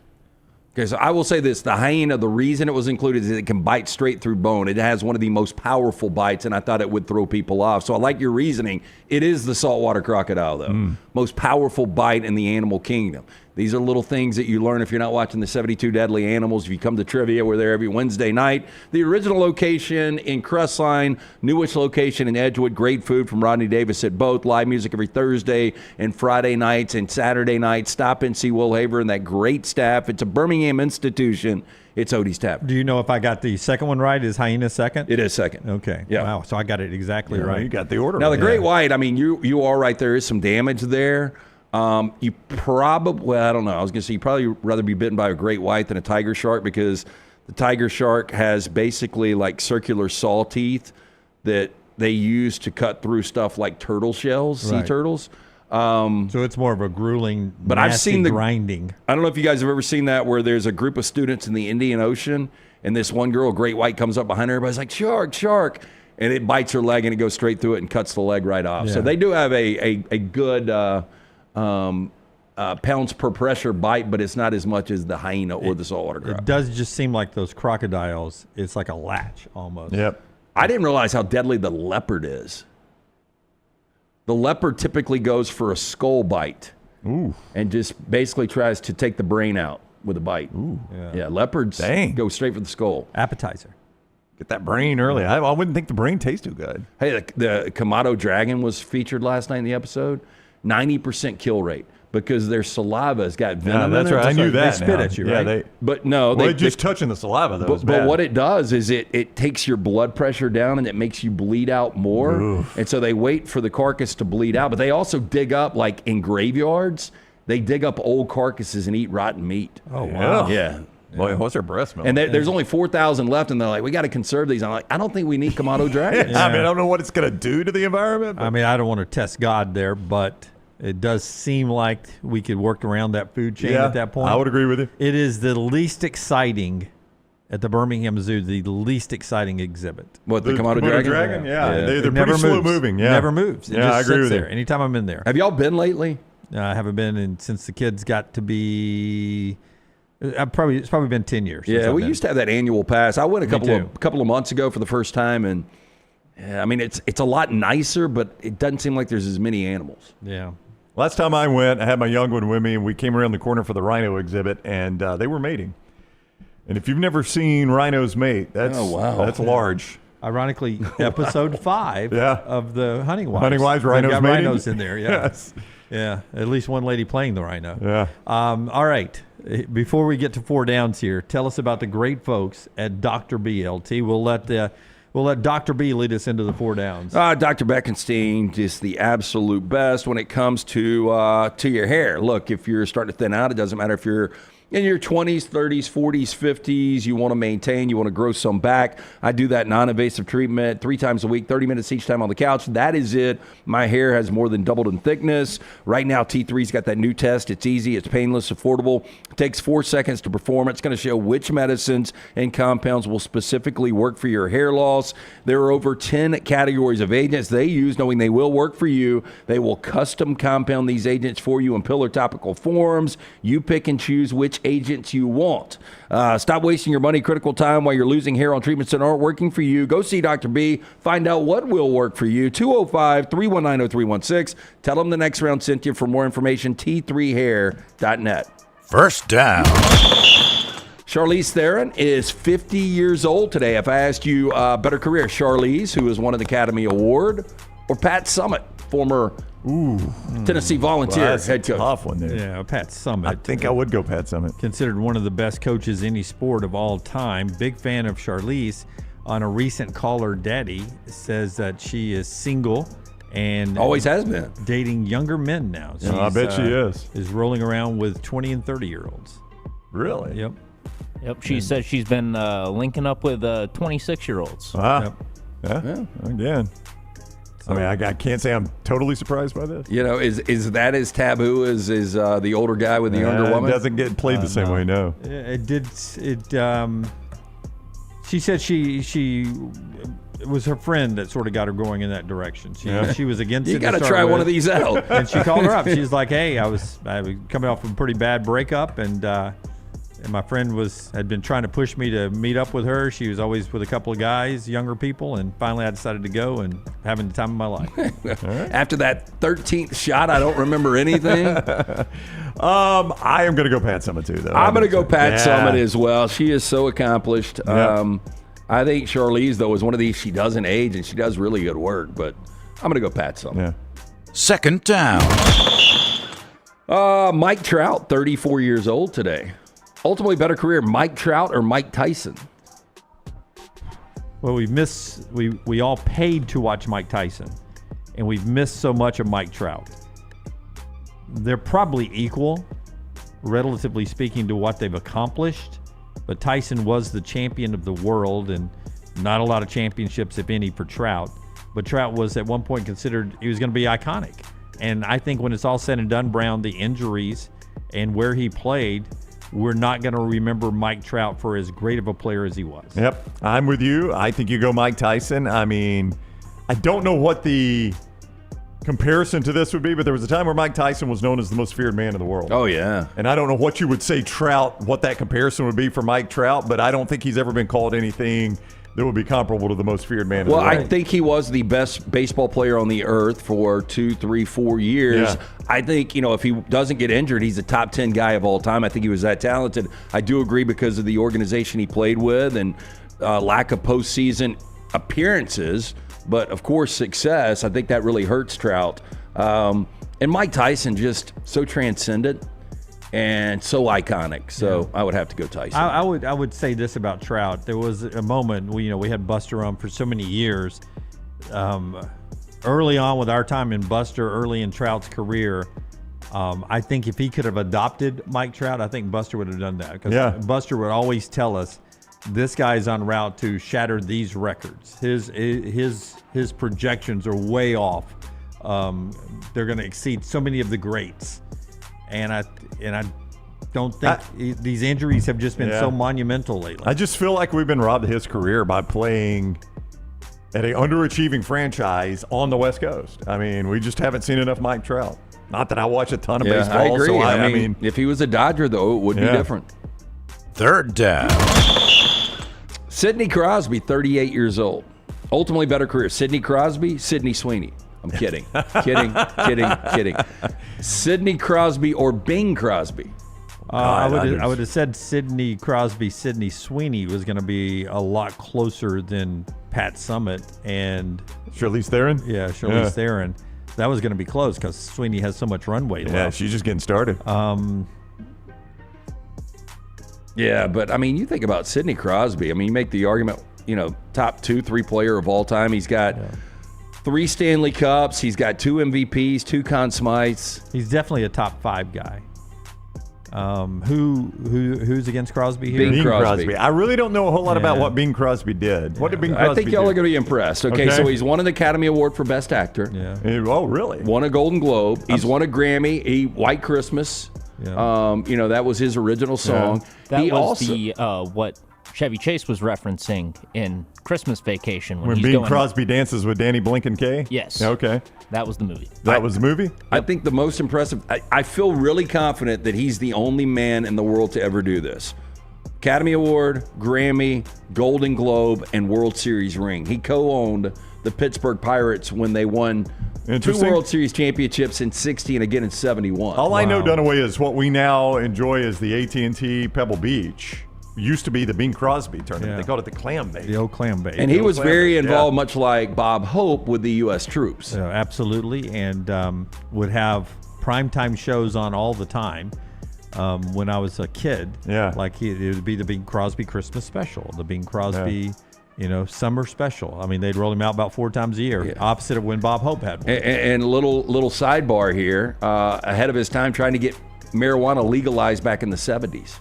Yeah, interesting. Didn't work, you've but- sold me on Bing Crosby. I was going to go Sidney Crosby here, but I think you've flipped me. Really I think close. I think I'll go Bing Crosby. I think because of the lack of popularity with hockey, I mean, outside of, America's hat, as you call it. I would say, though, that for our audience who is 45 and younger, Sidney Crosby is the answer. If you're 45 and older, Bing Crosby is the answer. Yeah, probably so. 4th down. Jalen Hurts, 27 years old. Has that guy lived some life in 27 years? I mean, what a heck of a career he's already had at 27. Yeah, and I see, He's old. I thought he was younger. Did you? Yeah. So Jalen Hurts is 27 already. 27 is young. Think Think I wish about I was 27. how long he played college football and how long he's been to multiple Super Bowls already. Yeah. So 2016 was a USC game, right? Yeah. That was it. So that's 9 years. Yeah. Yeah, I mean, it's been a pretty incredible decade for him. But if I asked you, and then a Heisman finalist at Oklahoma after losing his starting job, ultimately the better career, Jalen Hurts or Joe Burrow? Oh, I'll go Jalen Hurts. I mean, I think Burrow will be viewed, it's a little bit poor man's Marino conversation here. Burrow, I think one day might be viewed as a really talented quarterback that never won a Super Bowl, but Hurts has the Super Bowl. And if you made me bet on going forward, which one wins another Super Bowl, Burrow or Hurts? I'd bet on Hurts. Oh, yeah. Better organization. Just better organization, yeah. Yeah, better that's roster. what sucks for Burrow. I mean, I think Burrow's the better quarterback, although, being in list season, you see a lot of people with their top 5. There's a lot that have Hurts in and some that have him in front of Burrow, which is crazy. Yeah. It does seem like the perception changed last year on Jalen Hurts. Well, winning a Super Bowl will do that. Well, I'm just talking about the way he's able to throw the ball now. Yeah. Because he was a running quarterback. Yeah, he's not just a quarterback sneak guy anymore. Is there a chance that... I'm shocked how good he's got. I am too. Yeah, is there a chance that if he doesn't back up what he did last year, that it'll be perceived when they say 5 worst quarterbacks ever to win a Super Bowl? Would his name get mentioned? With the Trent Dilfers of the world? Well, I mean, go back to when Sirianni and the Eagles 2 years ago started like 10-1, and remember they lost like 7 of their final 8 or whatever the number was, and a lot of people were blaming Hurts. Yep. But then it completely, as you said, flipped this year. Yeah, I don't know if he'll ever be in the 5. I'm trying to think who the 5 worst are. It's funny you start with Dilfer because almost everybody does. And then Brad Johnson's going to be in the mix. Yeah, Hurts better than Flacco, right? Flacco won one, didn't he? Yeah, he's better than Flacco. I mean, Flacco incredible in the postseason. Yeah. Terry Collins didn't win one. He did lost not play that for one, yeah. To Trent Dilfer, I think, right? Was that the Super Bowl? I think it was Collins and Dilfer, right? Giants and Bucks. Yep. Oh, no, that can't be right. It was a horrible quarterback matchup. It was Ravens and Giants. Ravens and Giants. Yeah, that's it. I'm sorry. Yeah, Dilfer and Collins, right? Ooh. That was not an offensive Super Bowl. It was very offensive, yes. Yeah, that's our 4 downs today. Brought to you in part by our wonderful friends at Budweiser. Easy to drink, easy to enjoy. When we come back, we'll jump back into college football. Hugh Freeze had something to say yesterday about what's going on at Auburn, including where Jackson Arnold is right now. Something that a lot of Auburn fans have been scratching their head about. And I'll give you a chance to think about this going to break. Zach Blackerby over at the barnauburn.com. Somebody put in this question on the Barn. Would you trade the kick six outcome? I'll set it up again. Would you trade the kick six outcome if Bryan Harsin never comes to Auburn? Think about your answer to that. Auburn fans, let me know your answer. Zach talked about it on the Barn over there. All that's still to come. This is the next round. Follow Dunaway on Twitter and Instagram at Jim Dunaway. Have you been injured in an 18-wheeler accident, company truck accident, car accident, or work-related accident? Call Alabama's largest personal injury firm. Alexander Shannara Trial Attorneys will fight for every dollar you deserve, and it won't cost you a dime. Trust me. What do you say, man? Call me, Alabama. Call 659-777-7777 or go to shannara.com. No representation made that the legal services provided are better than legal services provided by other attorneys. This hour of The Next Round is presented by the Birmingham Racecourse Casino, now featuring 7 days of giveaways with your chance to win a share of up to $125,000. The more you visit the Birmingham Racecourse Casino, the more chances you have to win. Twin Peaks is the best in the game. Here, you're in the red zone for every college rivalry and divisional matchup all season long. I mean, where else are the scenic views as good as your view of the game? Only at Twin Peaks, the #1 sports bar. Hey, let me tell you about our friends at Urology Centers of Alabama. Compassionate and comprehensive urological care with 35 physicians, 17 locations across Alabama. Their patient-centered approach to all of your urological needs. Remember, they've got that new men's health center. It is beautiful, helping men with a wide range of sensitive male issues in a comfortable environment. You can always go online, visit urologycentersalabama.com, schedule an appointment with one of their many urologists today. Hey, there's nothing worse than waking up to a plumbing problem. Don't get caught in a flooded house. Call the guys at Hemp Hill Services. Adam, Chad, and the team at Hemp Hill are the only ones I trust to fix it and fix it right the first time. Hemp Hill Services does it right and always at a fair price. For all of your plumbing, cooling, and heating needs, trust the name that Birmingham has trusted since 1954. That is Hemp Hill Services. Call now, 205-229-2090. That's 205-229-2090. Hang out with the Next Round on the go. Whether you're driving to work, running errands, sitting on the beach, or you just need a break from the real world, we can keep you company. Check out the Next Round, Mystery Fifth Hour, and our other shows on your favorite podcast app. We'll meet you there. No matter the occasion, the Next Round store has you covered with whatever you need. Head over to nextround.store and start filling your cart up now. When you wear your gear, make sure to let us know by posting on socials, and you might just end up seeing yourself during a commercial break. Go browse now at nextround.store and place your order before the break ends. It's bow time. Tired of choosing between sweet and savory? Why not have both? Introducing Bojangles' new chicken and bowberry waffles. The bold Cajun chicken filet you love, now drizzled with a bowberry honey glaze and sandwiched between two warm waffles. Which means your favorite meal of the day just met your new favorite dish. And lucky for you, it's served all day. But it's only here for a limited time, so try chicken and bowberry waffles at Bojangles today. It's bow time. As we all know, there's no off season when it comes to college football. If you want to stay in the know with all things Auburn, join us over on thebarnauburn.com and get $25 off your annual subscription. We'll keep you up to date and give you exclusive content all the way to the first Saturday of football season on thebarnauburn.com. It's time to pull the trigger on the Next Round merch that you've been eyeing. We know there's a lot to choose from at nextround.store, so here's a few of our favorite picks. If you want to match LT and Brown, go with a TNR logo hoodie and throw in one of Dunaway's favorite hats. Any of them will do. The Backroom's go-to is the classic logo t-shirt, while my personal favorite is the light blue TNR crew neck. All of these items can be found at nextround.store and are EG approved. Rest assured, your order will be packed with lots of love from us here at the Next Round. Head over to nextround.store to start filling up your cart. The World Wide Web is a large place. Find all your favorite people and content in the same spot. NextRoundLive.com is full of wonderful tidbits about the show you know and love. Find our gear, listen to your favorite personalities, follow our socials, and enjoy your trip to NextRoundLive.com.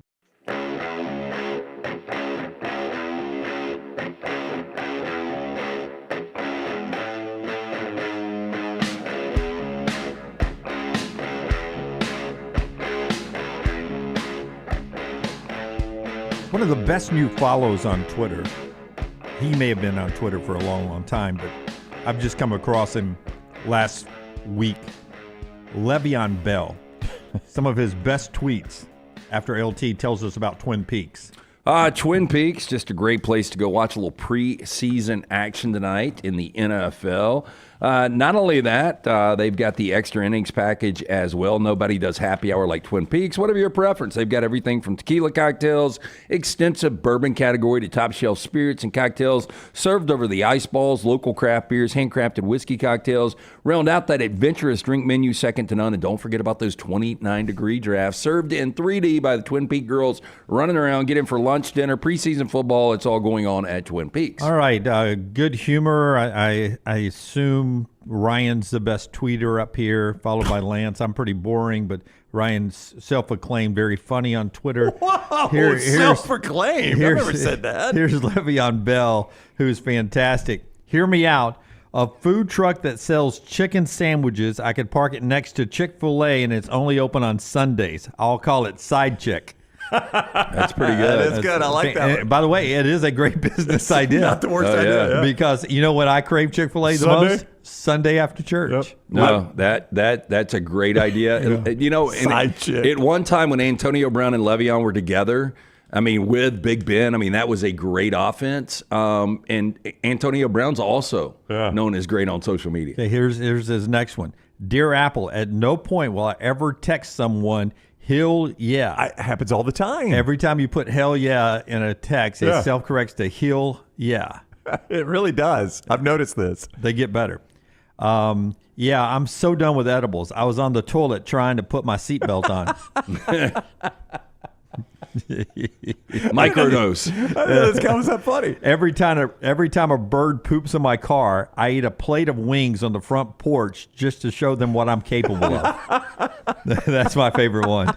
You pooped in my car, I get a bunch of wings and I sit on the porch and just look at you while I eat wings. Show them what I'm capable of. They should send the Epstein list to everyone's phones like they did the U2 album. Remember, there was a time, kids, that you got YouTube automatically downloaded, whether you wanted it or not. I almost think these are so good. I almost think he's got like a writer that he's paying. Yeah, I'm kind of with Lance. I don't know that he's this funny by himself. A lady cut me in line at the store with a box of tampons, ice cream, and wine in her cart. I wasn't about to mess with that situation. Let me know when it's the last one for us. Is that it? That's it right there. Okay. Yeah, that whole U2 deal was weird, man. They downloaded that album, and it was a terrible album. I don't think there was one good song on it, was there? I like U2. I think there was one good song on it. Was there? I think, was Vertigo on that album, or was it? No, I don't think so. I don't think it was a good album. What about Happy? Wasn't it Joshua Tree? No. It was 1988, 87. There was one song. There was one song that was good. It was the one they used in the Apple commercial. Oh, oddly, right? Yeah. It wasn't Vertigo. It was about. It was a happy day. Something about a good Songs day. of Innocence. Yeah. All right. Here's your cut list. The Miracle, Every Breaking Wave, California, Song for Someone, Iris, Volcano, Raised by Wolves, Cedarwood Road, Sleep Like a Baby Tonight. This is where you can reach me now in the Troubles. 11 cuts. Yeah. The one that was in the Apple commercial was the only one that made a move. And I don't hate U2. I like U2. Oh, me too. But I don't want to be forced to have anything. Exactly. Invasion. All right. To Auburn camp after Brownie tells us about our friends at Central State Bank. You get this in a lot of local communities. The Central State Bank folks, man, they've been around for a long time. Yeah, absolutely. They are people that live right here in Central Alabama, and they work right here in Central Alabama, and they truly get you because of that. 6 locations across Shelby County, 1 in Alexander City. Central State Bank offers products and services designed to meet a wide range of individual and commercial needs because no two needs are the same. With more than 100 years of service, Central State Bank is proud to be large enough to serve you, but small enough to know you. Rooted in the community, driven by relationships. That's Central State Bank, member FDIC. All right, so Hugh Freeze, I can't get, after watching Any Given Saturday, I can't get past, I keep expecting it now to be a sermon every time he is behind a microphone, but this is just his normal post-practice news conference yesterday. Hugh Freeze, who is actually disappointed in the effort he got in practice from his Auburn Tigers. You would think we would have, a little more little more energy, I would hope. I told him just a while ago, I mean, if you're only excellent when people are watching, it's really not excellence, it's just performing. And I don't know, I didn't think we had. There were spurts of practice that were really good, and then others that I thought we just kind of got through. So we've got to improve that and make sure that every rep, every day must be stacked in order to win these competitive close games that we're going to be in. All right, so that's Hugh Freeze with a little honesty after practice yesterday. We used to hear Nick Saban talk like this all the time about this point in camp. Usually you get fiery Nick Saban to come in after positive to start with, and you come in and just, what are we doing? Yeah. Blah, blah, blah, blah, blah. Yeah, the difference, though, obviously, is Alabama fans kind of got conditioned to be like, okay, but we know what's coming. This is Nick Saban getting his team fired up. Yeah, Motivation Wednesday. Here we go. There'll be another 12-win regular season. They're going to play this neutral site game against a name, and they're going to blow them out. You look back to 2024 with Hugh and Auburn in year 2, and I don't even think they were really close. Now, didn't really have the personnel offensively that he needed. But, of the 7 losses, only 3 were one-possession losses. And really, outside of A&M, who did they beat of substance? Yeah, well, A&M's the best win he's had. Now, it's a short time at Auburn, but it's his best win in his time at Auburn. It's the one that's highlighted in any given Saturday. And by the way, you go back and as you rewatch the game in the show, it was 43-41 in 4 overtimes. And that receiver was open. He bobbled a wide open pass that could have carried it to a 5th overtime. And Auburn blew, I think, a 21-0 lead in that game. There was a lot of bad in that big win. I don't know about you guys. I'm still stubborn on Hugh. I still think he's a really good coach. I don't know really what's happened the first couple of years. I think they're going to be much improved this year, but so are a lot of teams in the SEC. When you start to look at this schedule, this is why Auburn at Baylor is one of the most, top 3-4 most important games of week 1. I think, I don't know how you would describe what I'm trying to say here. Obviously, LSU and Clemson, Texas and Ohio State, those are fascinating games, obviously. But those are games where either team that wins or loses still alive for a national championship. I think when you get below that level of game. Well, I think all 4 of those teams are still going to be in the college football playoff. Wins no or matter loss. What. Win or loss, they are not eliminated. But once you get below that level, I could make an argument Auburn-Baylor is the most fascinating game of week 1. Because it is on both sides, right? And I think, Dave Aranda talks different than Hugh Freeze, but you're probably getting a lot of the same stuff from Dave Aranda out in Waco that Hugh Freeze is saying, and a lot of the same types of conversations that we have. Baylor fans are having, about Dave Aranda. Although it's in Waco, it's a bigger game for Hugh and Auburn. If Baylor loses this game at home, you've still got that Big 12 schedule that you can navigate. You can win 6 games in the Big 12. You could still play for the conference championship. If Auburn is to lose this game and then you've got 5 SEC teams that are probably going to be ranked on your schedule, I don't know how you come back from that. Notre Dame, Miami would be okay. That's opening weekend. That's a more fascinating game than Auburn Baylor to me because if Miami wins that game, I think our perception of Miami is that could be a playoff team, 10-win, 11-win. They could win the ACC. Miami loses that game, then we're going to be sitting there going, was Carson Beck's arm strength the same in that one? Was that interception because of his surgery? Are they going to end up with 4 losses? And on the other side, if Notre Dame goes and looks good at quarterback, you're like, okay. Marcus Freeman, they plugged in another good quarterback, and here we go again. But Freeman has established himself as one of the top coaches. They played for a national championship. I don't think there's an appetite, whatever happens with Miami, that Mario Cristobal could lose his job, but either Aranda or Hugh Freeze could lose their job. But back to what you said, Jim. Nick Saban did do a lot of this, but to Lance's point, you're like, okay, this is Nick Saban trying to get his team's attention. Here comes another 11-1, 12-0. You knew the routine. That's right. When a coach does it, when a team has underperformed and has struggled a little bit, and there are the questions that we're talking about, it sounds a little bit different.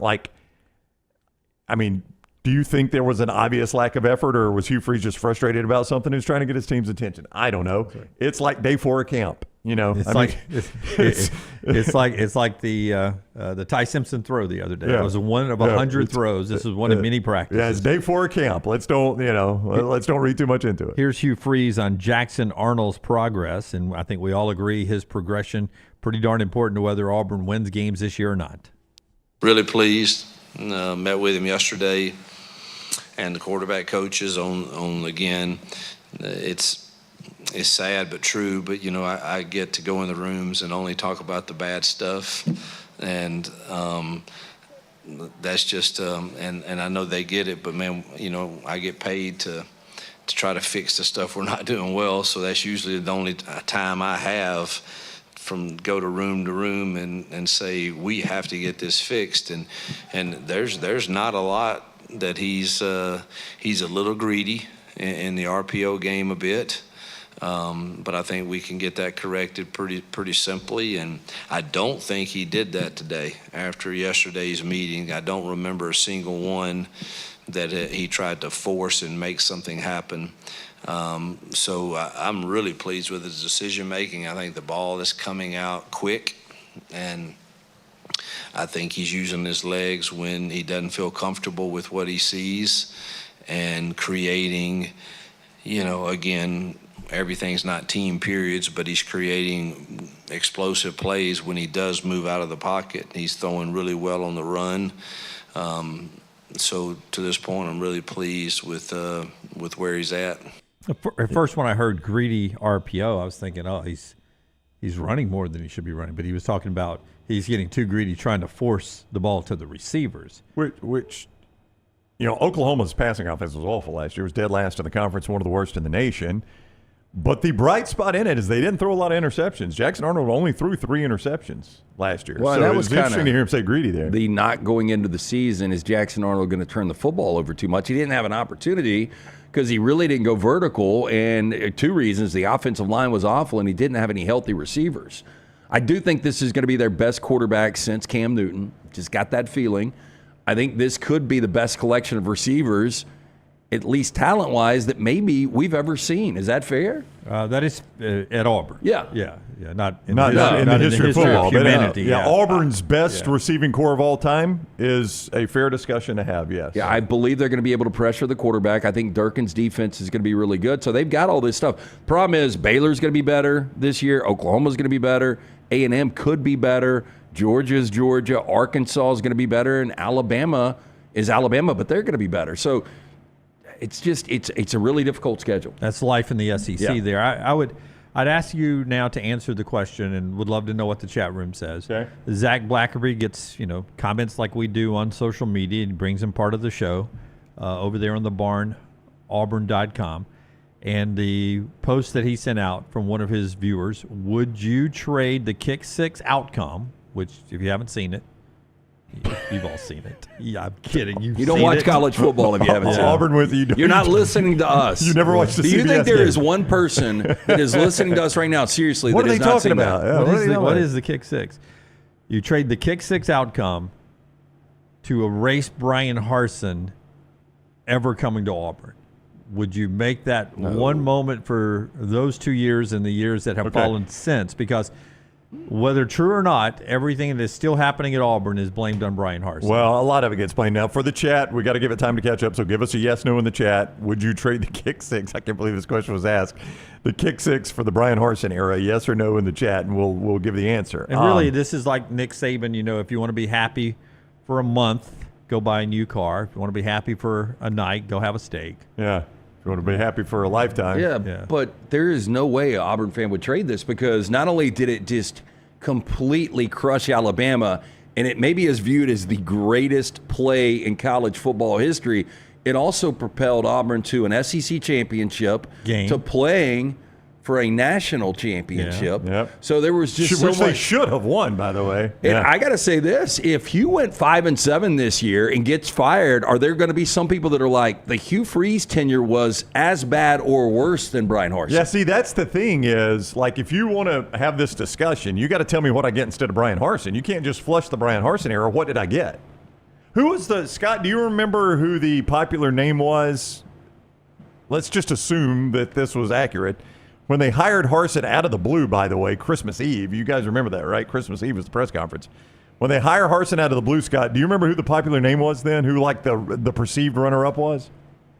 I do not. I don't either, because with Freeze, it was obviously Lane Kiffin. Right. Yeah. Was it Hugh Freeze? I don't think so yet. Yeah, I think it was too soon. Yeah, he was just getting started at Liberty, right? And there was still the cloud. Boy, I am trying to remember who the somebody in the chat will be able to tell you that. Popular discussion was. Okay, the Google answer. The other candidates at that time were Kiffin, Freeze, Deion Sanders, and Matt Rule. I would have taken any of those, right? In hindsight. Yeah, I'm assuming they got a lot of no's. I mean, how did you end up? I mean, I like Bryan Harsin, the person. I mean, what happened at Auburn happened. But if those were actually your 5 candidates, how did you end up with that one?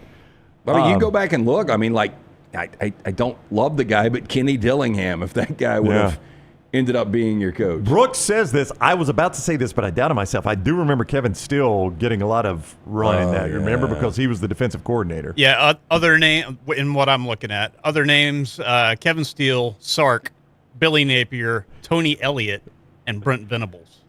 Wow. Yeah, I think Kevin Steele probably closed the deal on Harsin, getting the job. Yeah, I don't think I want to. I like Kevin too, but I don't want Kevin Steele as my head coach. That was a disaster at Baylor. All right, you want the reaction, Jim? Yes. All right, Jay, hell no. Hunter, I'd rather experience potato famine for 10 years than lose the kick six. That's tough life right there. Yeah, good history reference. Yes. Forrester himself said the question itself is wild that was asked of, it's absurd. Of Blackerby. Yeah, it really is. And I love hypotheticals more than anyone. Maverick says that dead and bloated well will last till 2055. Guessing he's not an Auburn fan. R. Stews, hell no. Ross, Bryan Harsin is still going to be blamed 10 years from now. And that's just it. I mean, I don't know how much of this is still his fault, but it is painted like he is the guy that came in and burned Atlanta to the ground, and they're having to rebuild it. I mean, he's going to be who was viewed as the worst coach in Auburn history. Auburn? Yeah. Right now it's Bryan Doug Harsin. Barfield. No, it was Barfield, right? Barfield Because before that, but this because is going to be between our generation. Yeah, Doug Barfield. And it'll be, Harsin. if you're an Alabama fan, it's that generation's Mike DeBose or Mike Price, if you want to call him terrible because he never got to coach, or Mike Shula, whichever Mike you want to choose. I mean, it was not a great era of Auburn football. There's no doubt. And he didn't recruit well. I mean, some of the recruiting gets blamed on, but my gosh, there's been some water under the bridge since then. You've had time to fix some of that. I think that's been more with the Harsin thing is people think he was lazy. Like he just basically took a paycheck and didn't do anything. Listen, I know you guys, if you watch our show compared to other people that do it the way we do, it's what Forrester does with videos and graphics and everything. It makes it look like it's a TV show and not a radio show, which we try to do here. I don't always send him everything that I could in the morning because he does so much. So there was one I did not send him today that I'll just read to you guys and see if you like this name. Actually, there's the folks at the Field Rush did what college football teams used to be called before they settled on today's nickname. Okay. After LT tells us about Michelson, we'll use that laser vision to look back in time in college football. 205-969-8100. Dr. Mark Michelson, the first to perform the laser procedure in the state of Alabama in 1995. True pioneer. I got the procedure done in 2003. Still 2015 vision, better than 2020. Conveniently located UAB Highlands. Call 205-969-8100. Ask for Amy. Tell her the next round sent you. They're going to hook you up with a hassle-free consultation. You have zero to lose to find out if LASIK is right for you. Dr. Mark Michelson, Dr. Jen Michelson, 205-969-8100 or michelsonlaservision.com. Basically, every morning I send Forrester to the internet. And I said, fine, I'm going to talk about some of this stuff on the show today. Try to pick the ones. Have it ready to go. We all know this one, so I'll start with one we all know. Virginia Tech, the Hokies used to be the Fighting Gobblers. They used to be what the team went by back in the day, the Fighting Gobblers. I never knew that. Yeah. I don't think I did either. Colorado, before they were the Buffalo, they were the silver and gold back in the original Colorado football. Did not know that. They've got a uniform that's got that blue and silver color scheme in it, or it's got some blue and gold and silver in there. Really? Yeah, they've worn it throwback before. From the Field Rush. Nebraska, before they were the Cornhuskers, back in the day, early on, they were the Bug Eaters. Oh, no. The Bug Eaters. Very fear factor. Forrester, what are you doing? He's doing his job. Look at better than Forrester. anybody. Doing it live. Oregon, Do it live! before they were the Ducks, they were the Webfoots. The Webfoots. Okay, so we haven't gotten a better name yet, Yeah, right? Not even close. You don't like Bug Eaters? We upgraded everywhere. I've got one that's coming up. Is that Oregon? Was that their uniform when they were the Webfoots, though? I don't hate that uniform combo. I don't think so because it got a Pac-12 logo. Yeah, that looks very AI. No, guys, I'm saying it was a throwback to when they were the Bug Eaters or the Webfoots. Rutgers used to be known as the Queensmen. The Queensmen. Oh, you don't want that. Way back in the 1800s, early 1900s. A big European influence there. This is actually one I like better. So this is a down. You're saying this next team is downgraded. Yeah, I like the Texas Tech Matadors better than I do the Red Raiders. I do too. I don't. The You Matadors. don't? You don't? I don't. Now, give me the definition of a matador. It's a bullfighter, right? It's a bullfighter. Yeah. Yeah. I kind of like that, Red Lance. Raider's grittier, though. Lubbock, Matador is a little too good for The Lubbock. Texas Tech Matadors face off against the Baylor Bears up next on Fox. Red Raider. And then there was the Ole Miss Flood. Used to be the Mississippi Flood, I guess, way back in the day. Terrible. Man. That one's awful. That's terrible. Troy used to be the Red Wave. No, that's terrible, too. The Trojans or the Red Wave? Yep. And Arkansas just used to be the Cardinals before the Razorbacks. Wow. I didn't know any of these. I didn't know most of them. Nevada was the Sage Brushers. Oh, that's pretty bad. Yep. The Wolfpack now. I like the Wolfpack. Oh, I do too. Yeah. Yep. Michigan State. I love the Spartans. They were the Fighting Farmers. Yeah, the Spartans a bit better than the Fighting Farmers. Yep.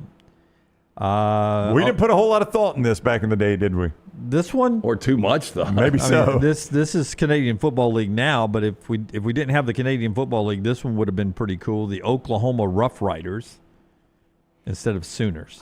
You know, you're just so accustomed to Sooners now. What is a Rough Rider? Is it just going bareback? No, I think the Rough Riders, as I try to see if I can, the Jim or Not days, I think the Rough Riders were people that used to run messages between forts and cavalries back as we were taming the Wild West with the U.S. Army. Okay, the Rough Riders, according to the Wikipedia, is DMX's group. A nickname given to the 1st United States Volunteer Cavalry of 3 such regiments raised in the Spanish-American War. The United States Army, Jim, then was small, understaffed, and disorganized. So what we needed was some volunteers. So we called them the Rough Riders. Yeah, the Tennessee Rough Riders. That's What is right. the Maplebrook? What's their mascot in the Hunting Wives? Never Is it the Raw Dogs? We haven't got the football season yet. Nobody ever went to school, but okay. There's a young man who is going to be. He's got a basketball scholarship to a real school, a real Texas school, and so they talk about him. He's going off to blank this fall. And obviously, he's got a romantic relationship with several people on the show, Of course. Including some of the Hunting Wives, including one of the Cougars. But with all the guns involved, what school do you think he's going to? With all the guns involved, Texas Tech. Guns up. Nope. I'm going to say he's going to A&M. Sadly, he's going to Baylor. Oh, is he? Oh, wow. Baptist school, huh? You wonder what this is from a book. What's she doing? What's she doing hanging with all those bad guys? Yeah. Apparently, it's a book out there. This is off of a book, a novel. I'm sure one that's you could buy in a grocery store. But he's going off to Baylor. I feel like that book is probably written shortly after the Baylor murders. Tyler, you have to find us the cover of this fictional book that is the Hunting Wives are based on them, because I've got to see if is it like a Fabio character? It's got to be. Like, you buy this thing at the airport, don't you, Dunaway? While he's searching, coming up in the next hour, Game Day has just a handful of locations they've never been to. We'll see if these guys think they can check off one more new location for Game Day coming up. And which school is the last chance you right now in college football? That coming up in the final hour of the show.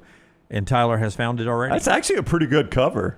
That's creative with Lipstick the lipstick to and the bullets. bullets. No, it Yeah. is. I wish, though, that we had some pictures. Oh, look at this. It's sultry, salacious, and utterly unpredictable. You'll devour You'll it. devour Was it. that Riley Sager?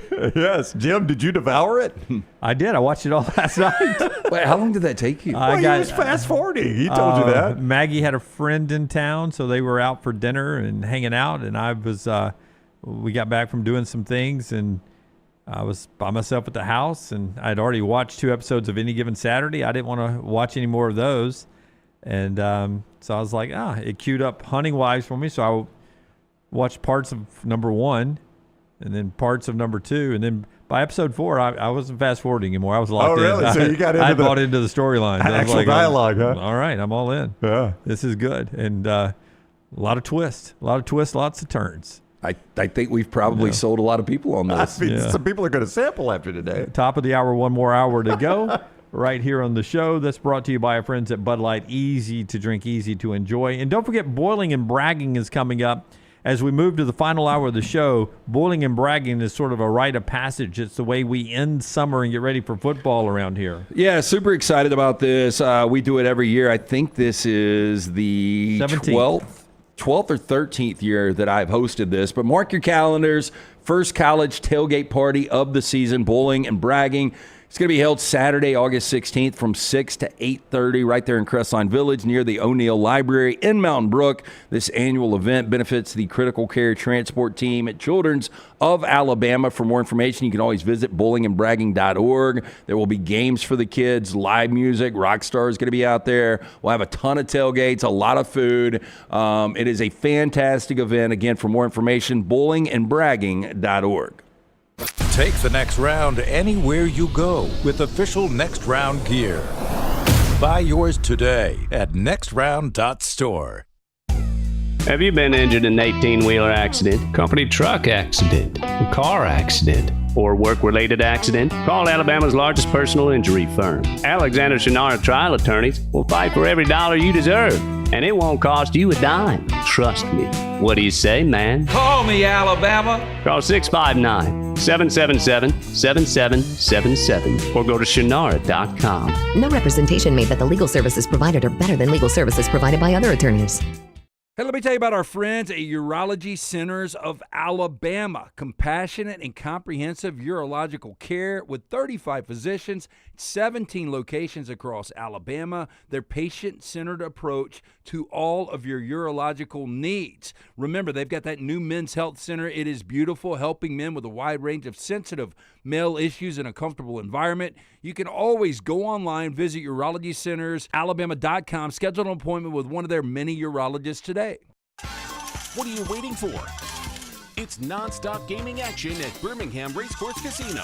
Come play more than 900 of the latest and greatest games around, featuring fun bonuses and big jackpots.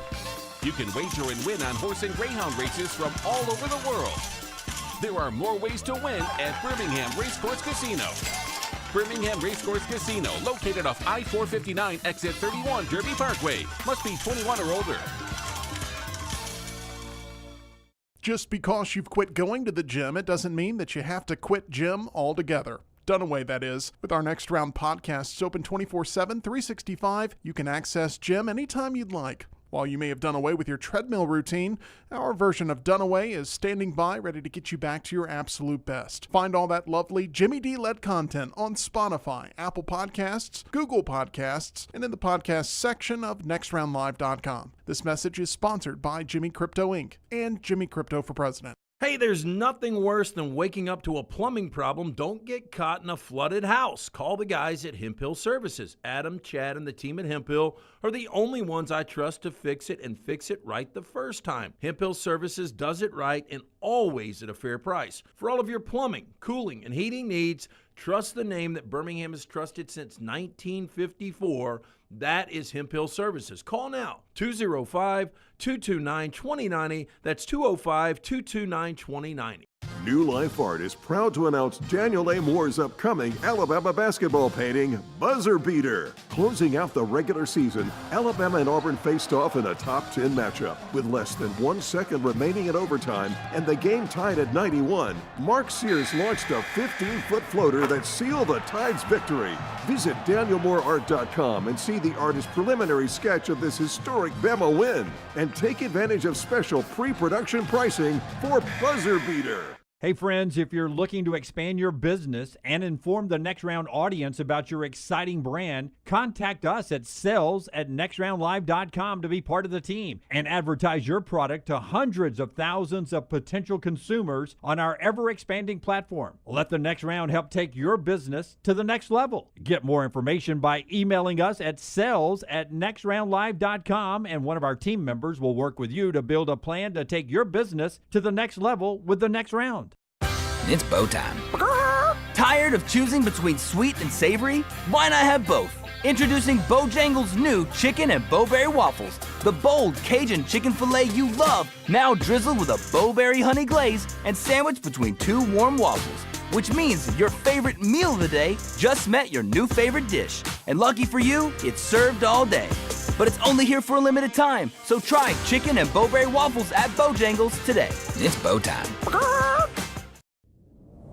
Jim Dunaway, Lance Taylor, Ryan Brown. Live from the Birmingham Racecourse Casino Studios, the Next Round, presented by Bud Light, is on now. All right, a lot to get to. Final hour of the show that is brought to you by our friends at Champy's World Famous Fried Chicken. Right there on Highway 119 in Alabaster. Perfect for your tailgating needs this year, but also if you're having a wedding, reception, rehearsal party, birthdays, office meetings, champyschicken.com. Sterling can take care of you as well. Don't forget that Delta Magic with the Delta recipe tamales, the chicken that's brined overnight, cooked perfectly to order, the hand-cut chicken fingers. It's all right there. Highway 119 in Alabaster. Sterling and the fine folks at Champy's Chicken, champyschicken.com. First off, we told you back on Monday that the NFL Red Zone and other properties were merging with ESPN, and the actual NFL was getting 10% equity in ESPN. Roger Goodell was talking about that yesterday. He got asked a question about the Red Zone possibly being used by ESPN for college football and college basketball. In the past, they could not use the name Red Zone. He says they actually own the rights to the name Red Zone, the concept and everything. And if they want to have a college football Red Zone, they are now allowed to do that. And they can call it the College Football Red Zone if they want to. They used to do, what was it called? Not Game Pass. That was NBA. The ESPN used to try a little whip-around channel. They did. On ESPN Plus, and sometimes on ESPN News. It didn't work, and here's why it didn't work, on a variety of different levels. One is because they didn't whip it around fast enough, and they didn't quad box it or any of that like they do on the NFL Red Zone. They didn't have the rights to as many games as they have the rights to now, as far as broadcast. And even if you got all these rights, there are too many games. In my opinion, to make the college football Red Zone work, you need to have, and you're not going to get the games that are on Fox or on CBS that's or on part NBC. of the problem is, you don't have access to all the games like the NFL does. Yeah, NFL, all networks. So that's part of the problem. You're going to miss out on all those other games going on. But just on the ESPN ABC property, they don't need to Red Zone me to Old Dominion in Charlotte. Correct. And Don't care. They used to do that all the time. Yep. We can't be politically correct and try to get everybody involved in the Red Zone. No, if we have a Hail Mary coming up, final play of the game, I can handle that. If you've got it on the Vegas board, something like that. If it's third and goal from the 8 with Charlotte with the ball, I don't really care. Yeah, in the first quarter, I don't need first quarter Old Dominion Charlotte that's right. look-ins. I need you to take the premium games going on in that window, and that could be 5, it could be 8, it could be 4, it could be 2. And we whip it around that way. Yeah. You could do it that way. That's the college football Red Zone. That's the only way it works to me. This interests me zero. And I like the NFL Red Zone. Love the NFL Red Zone. Yeah, especially, as I've said, that last hour of the early window in NFL Red Zone is amazing television. If your team, when the Dolphins aren't playing in the early window, I'm almost exclusively watching that last hour on Red Zone. It is fantastic. I don't think it works in the college game. I think it's one of those that, like, you like it so much in the NFL and you also love college football that you're like, oh, bring this to college football. But then when you start talking it out, it really doesn't work. I think this is wasted time. I don't think anybody will watch it. You guys, the Red Zone is best when your team is not playing. 100%. Because you're not worried about your team. You're just enjoying the Red Zone. That's right. And in college football, you're so invested in your team. If your team is playing, you're not going to watch it on the Red Zone. I think also, I'm good at I've got 3 or 4 TVs on a given Saturday. I'm pretty good at picking the 4 games I'm most interested in. Yes. And truthfully, it's 3 games going on at one time I'm most interested in. And that 4th television, now that we've got the multi-view, I usually make it multi-view of the next 4 best games. And so I have 3 full screens and 1 4-screen multi-view, and I don't need to be whipped around then. I've got my own head turning at that point. And you don't ever do the Red Zone because you've got so many TVs. You have usually every game up, and you're able to sit there and just look with your head. It's different because I used to have a ton of TVs down there, but now I've only got – it's so stupid, but TVs are inexpensive to where they were. I've got 3 – I've got a 70 and 2 65s. But I do you doing okay? I do the quad boxes, all right, man? And then I've got 1 game on. So I've got my premier game, and then I've got 8 games. So, but here's another. That's your own Red Zone because you're able to look and I'm around. just sampling. Obviously you can't pay as much of attention, and if something gets down to the minute that is important to me, then I will go to that box and I'll pop it and I'll watch that game. But now, and I know this is going to sound stupid to you because you don't watch it, Lance, but one of the things about the Red Zone is Scott Hansen is so good at his job. He adds such a level of drama to it. I know that sounds stupid because you're like, the game's dramatic enough themselves, and they are. But wouldn't you agree with that, Dunaway? He adds drama to it by the way he does it. But would that not be the appeal there? Because now that ESPN owns the NFL Network, why not let Scott Hansen give him a little bump in pay and let him do the Red Zone on Saturday? He'd probably do it. He loves it. He couldn't do both days. You don't think so? Because he's not a machine. Oh, come I think on. he is. I think he's a robot. I mean, he doesn't go to the Herb Street's doing he's doing both games. he doesn't go to the bathroom an entire NFL Sunday. That's right. He couldn't do that back-to-back days.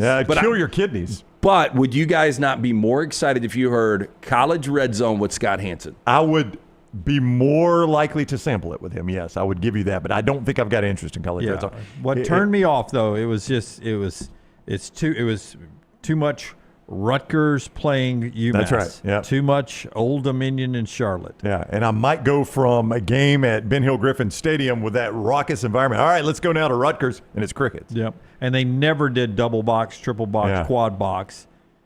Do they ever do a 5-box on the Red Zone? I think they do. What does he call that? Oh, I don't know, but he gets so excited when he gets into the quad box that I can imagine. It's a quad box. First quad box of the Sunday here. So here's another reason the NFL works and the college wouldn't. The NFL staggers their start times so that the end times are also staggered. That's right. And that's one thing that makes Red Zone work is you got one game that's still got 8 minutes to go in the fourth quarter while another game is down to the final possession. And as that final possession game ends, now here's another one ending. Now here's another one ending. Now here's another. And I get these endings stacked on top of one another in real time. College football kicks every single game roughly at 11 o'clock. And then every single game roughly at 2:30 just about. So they're all ending at the same time. I would say that somebody in the chat room has said, but 7 hours of commercial-free football, sign me up. Somebody in the chat room probably has said that. With no commercials, because you get no commercials on the Red Zone. It's always action. Boom, boom, boom, boom, boom. And a rarity where Hansen gets caught, and usually they have a graphic they put up to sort of fill that time until they're back from action. But they go commercial-free. I bet we will see a logo on it this year. I think they did last year, actually. I think I remember that being a controversy is that they actually had a sponsor last year. I don't think they took a commercial break. That's right, commercial-free. Right. I mean, yeah, but they did have a sponsor. Right now, we're not in a commercial break. No, we are not. No, Yeah. no, we'll read a commercial soon. Yeah, But we don't have any logos up, do we? But we got a logo or 6 up right now. Yeah, somebody the other day was trying to make fun of us trying to troll me on social media, like, "Oh, Derek Dooley running for Senate. Can't wait for you guys to run ads for him, more commercials." And I said, God, if he would pay, I would love that. Absolutely, Yeah. we'll put Derek Dooley commercials up. Yeah. Do you have a contact? Yeah, please. I'm Derek Dooley. I appreciate this. Any message. politicians out there, feel Derek- free to DM me. Absolutely. So whether you used to coach or in the SEC or not. yeah. We will, whether you're running for governor or not. All right. The show being brought to you by Scott Hansen. You want Scott Hansen to do Saturday and Sunday? You want him to not pee for 7 hours I on don't Saturday? care. And 7 hours? I am kill your just saying, kidneys? if people are skeptical about how it would work, I think the credibility is instant if you bring Scott Hansen in. Yeah, well, if LT got his wishes, Scott Hansen would need our friends at Urology Centers of Alabama. They're there for all your health needs, from prostate health to kidney stones or maybe an expanded bladder like Hansen would have. They got everything in between that, and early detection is so important, guys, with prostate health. Literally saves your life. They got 16 locations. Find the one near you, 205-930-0920 or Urology Centers, Alabama.com. Over 70 years they've been in the business of taking care of Alabama. UCA has provided state-of-the-art, patient-centered urological care with integrity and compassion.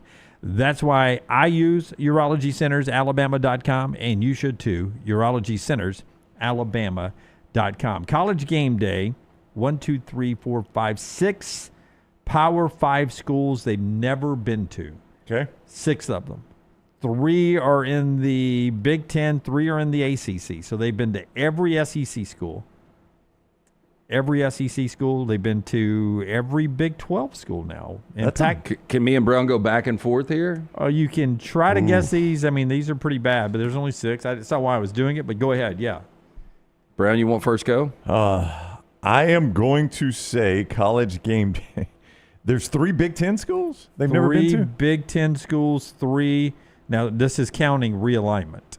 Yeah. 3 Big Ten schools, 3 ACC schools. And that's the only 6 power conference schools that they've never been to. I'm going to take a flyer here and say Illinois.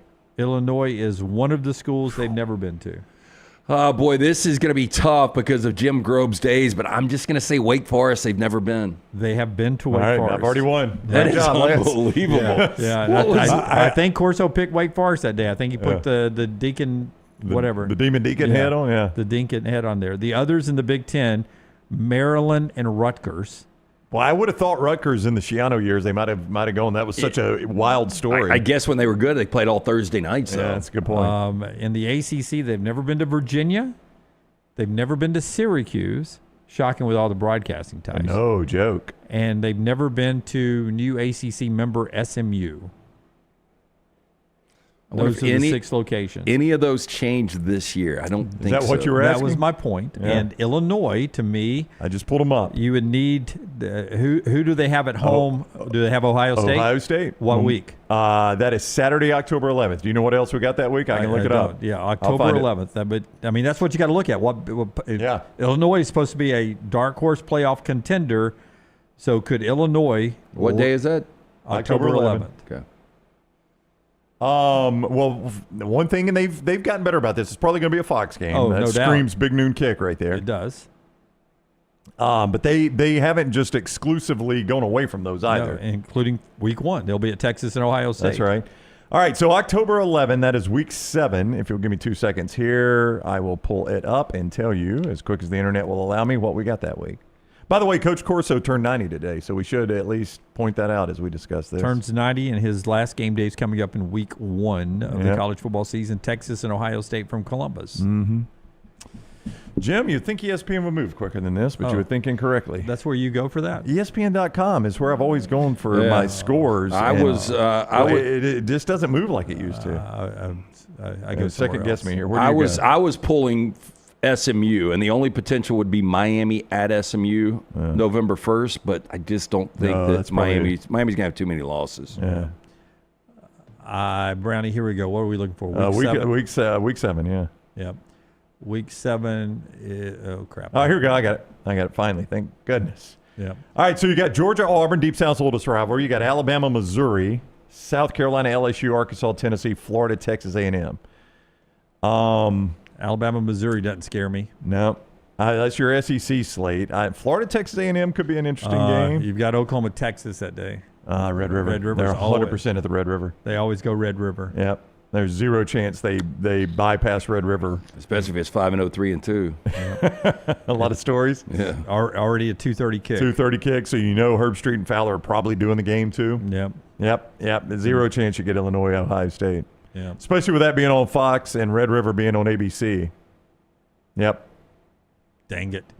No Illinois. Yeah. Maryland, can't see them having a year. Rutgers, no. I mean, what is SMU early? Nothing. I mean, again, Miami at SMU November 1st, but the problem there is you've got Penn State at Ohio State. Yeah. And Bama, LSU. Right? No, that's the week after. That's the week after. Yeah, but Penn State at Ohio State is a top 5 matchup. They're 100% there at that game. Speaking of Penn State, Ohio State, it is not picked yet, but likely a big noon kickoff because Fox gets the first 3 picks, and they did not secure, Fox didn't, Oregon and Penn State. That's NBC. That's NBC prime time. So Ross Bjork, the athletic director at Ohio State, is asking Ohio State fans to wear all black to the game November 1st against Penn State there in Columbus at the Horseshoe. And he was on a radio station in Columbus talking about that, and 11 Warriors reports that he's asking fans to wear all black, and they were reacting, does that mean it's a night game? And he says, well, we don't have a kick time, but, quote, Ohio State, our brand, carries the big noon kickoff for Fox. Oh, he said that? Yeah, but it's true. I know. I mean, they show Ohio State a ton. It's true. So we can only assume that game, will be on at a 12 o'clock Eastern time kick. And I know my fans are upset about this. And he goes on to say this. He goes, when the way the contracts are written, and he brings up the SEC, back in the SEC, there was written into the contract on the old CBS deal, each school had to occasionally appear on CBS on that 2:30. It was like once every 2 years, 3 years. I think it was 3, yeah, once every 3 years. So even Vanderbilt had to be on the CBS game, a CBS national broadcast once every 3 years. He says, we don't have any of that kind of writing in our Fox Big Noon kickoff contract. He goes, when we get to 2030, I'm going to be pushing for more flexibility on kick times, not just on Fox, but, on CBS, NBC. And the way he's got some walls to crawl over because Fox owns the 11 o'clock window, CBS owns the 2:30, NBC owns the prime time.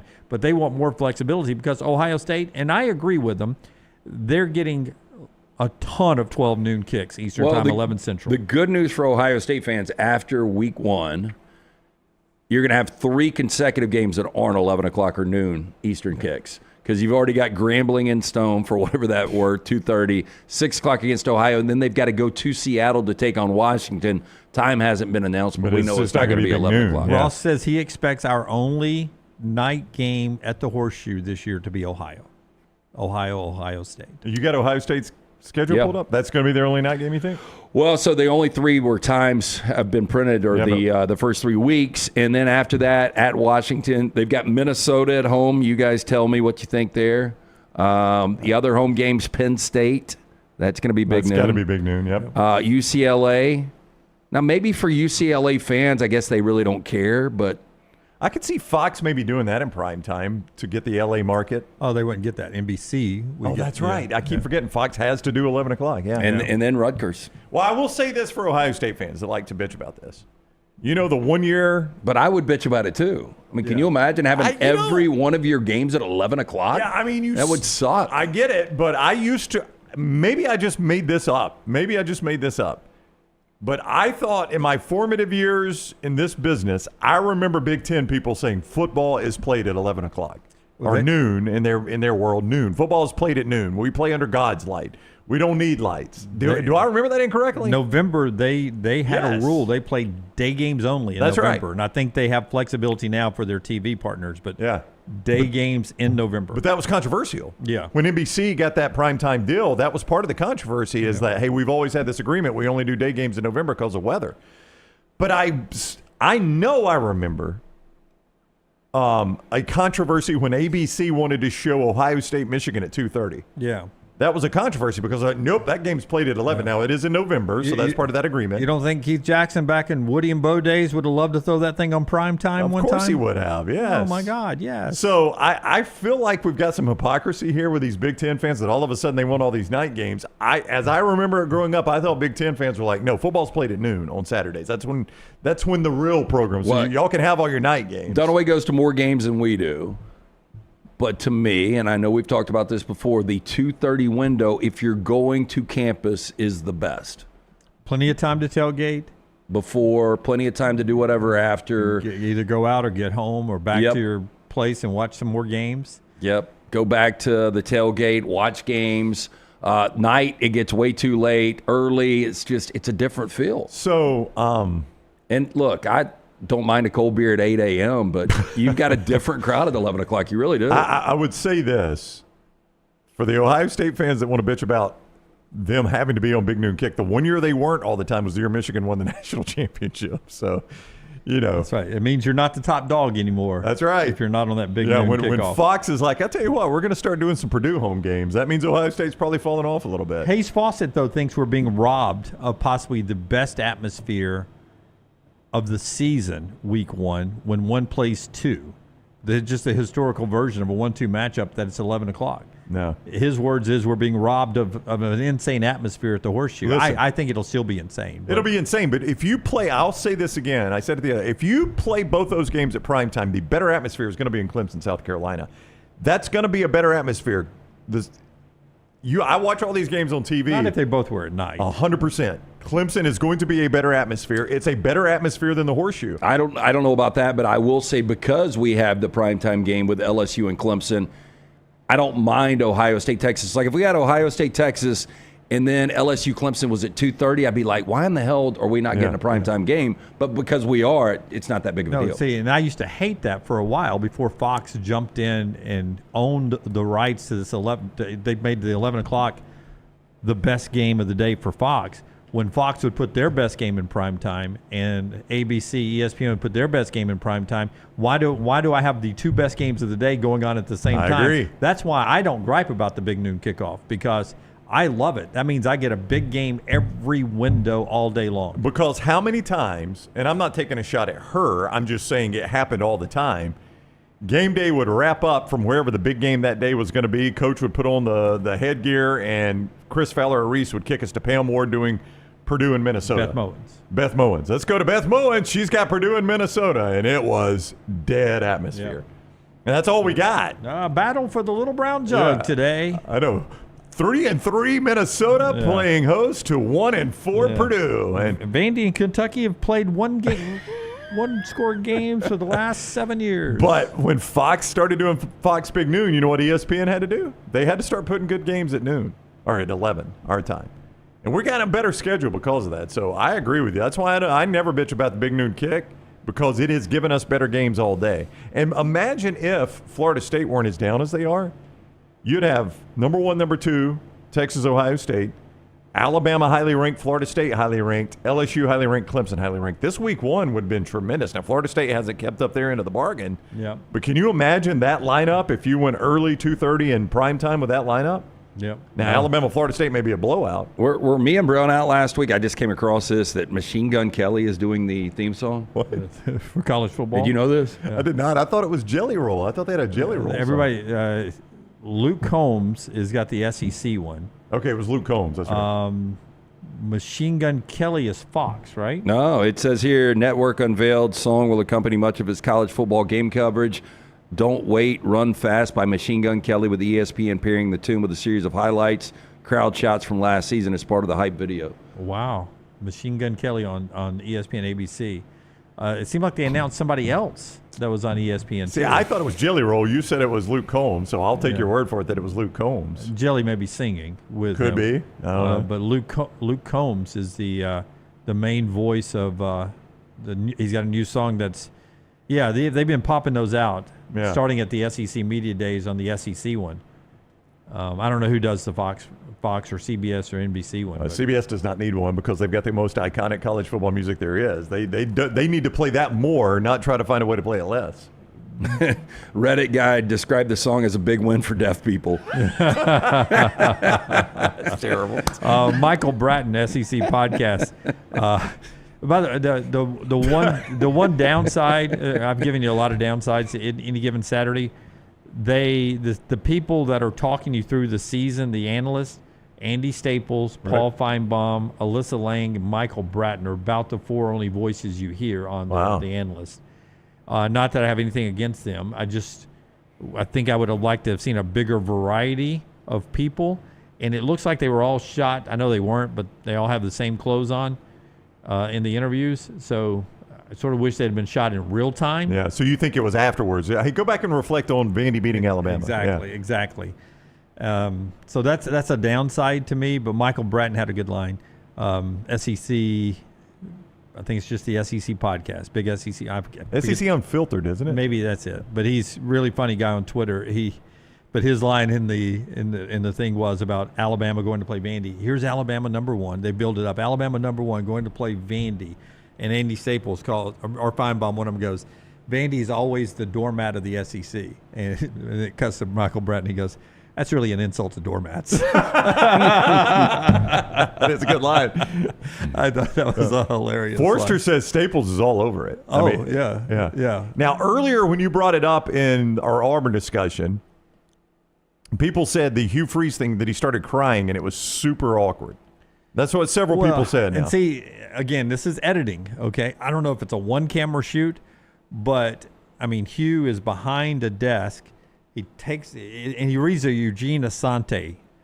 He reads a Eugene Asante text. I got this text from Eugene Asante, and he talks about if I have to give up my senior season for these younger guys to learn how to do it, my joy will come later, and I'm paraphrasing, watching Auburn succeed after I've gone. If that's what it needs to be, so be it. And he walks out, and he's crying. And then they cut away. And honest to goodness, there's no reaction from the players, and there's even one guy eating chips or something in the front row. And I was texting everybody. I was like, man, Hugh Freeze is delivering a sermon, and it looks like he's going to the youth room, and they're sitting there eating chips, and nobody's crying, nobody's fired up or anything. So it may have been just a one-camera shoot. That's what I was going to say. You know how this works. Yeah, and they have a bunch of cutaways to make edits on Hugh, and it's not real-time reaction to what Hugh is saying, but I mean, you go back and watch. There's one moment in there where they cut one guy on the front row was like, he's munching down a chips or little mini chocolate chip cookies you get or something, or Cheez-It. What's Coach saying? And I'm like, geez. And then out of nowhere, Hugh does this in both of his clips. I mean, it could be like he's pacing it and it's really slow, blah, blah, blah, blah, blah. I've never received a text like that, man. Never. 3 claps on 3, 1, 2, 3. It's all like, wait, what do you do? That's to get the guy out of the bag of chips. It's like, no. 3 claps on 3. I'm like, wow, it's over with. No passing of the offering plate or anything. New York Butcher Shop gets us to the final segment of the show. Tell us about New York Butcher. Great place. Stop by, pick up the best meats from the incredible steaks, the ribs, the chicken, the pork. Fantastic sides. 3 claps on 3. In-house, like the baked beans, the mac and cheese, the goat cheese, mashed potatoes, incredible desserts, fantastic selection of wines as well. 2 locations. The original Cahaba Heights, Highway 119 in Greystone. Get in, see Jim and those great staffs.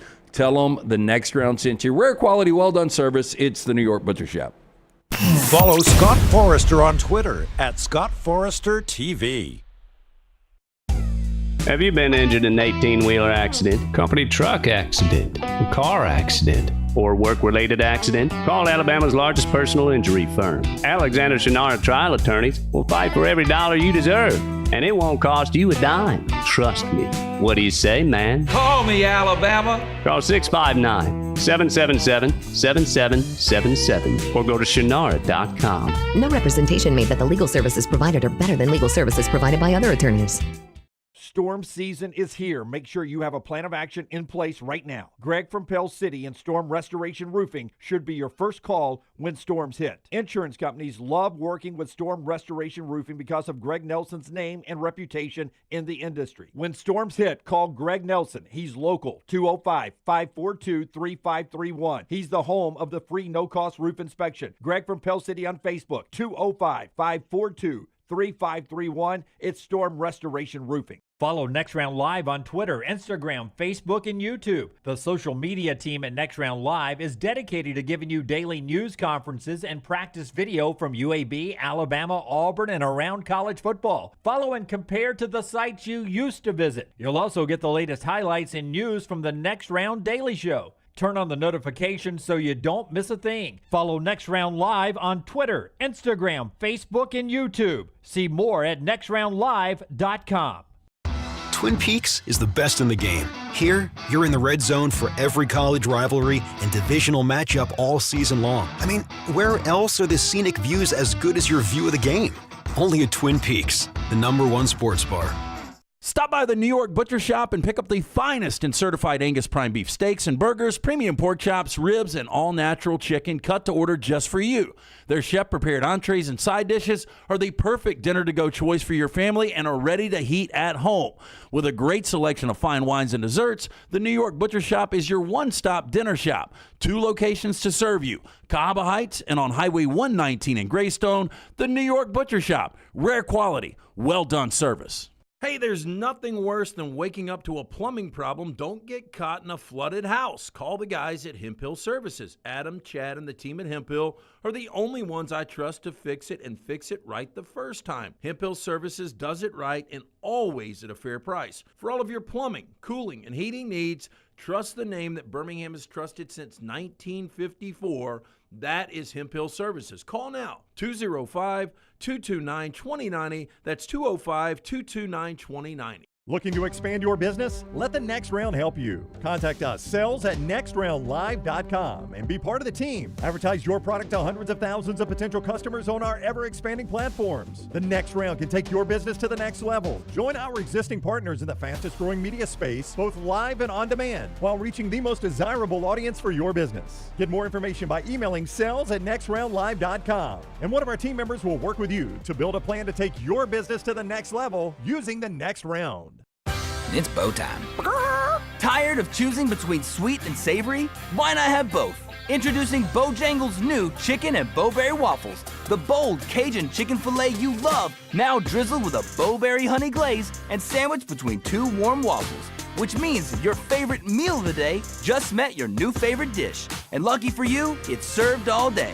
But it's only here for a limited time, so try chicken and bowberry waffles at Bojangles today. It's bow time.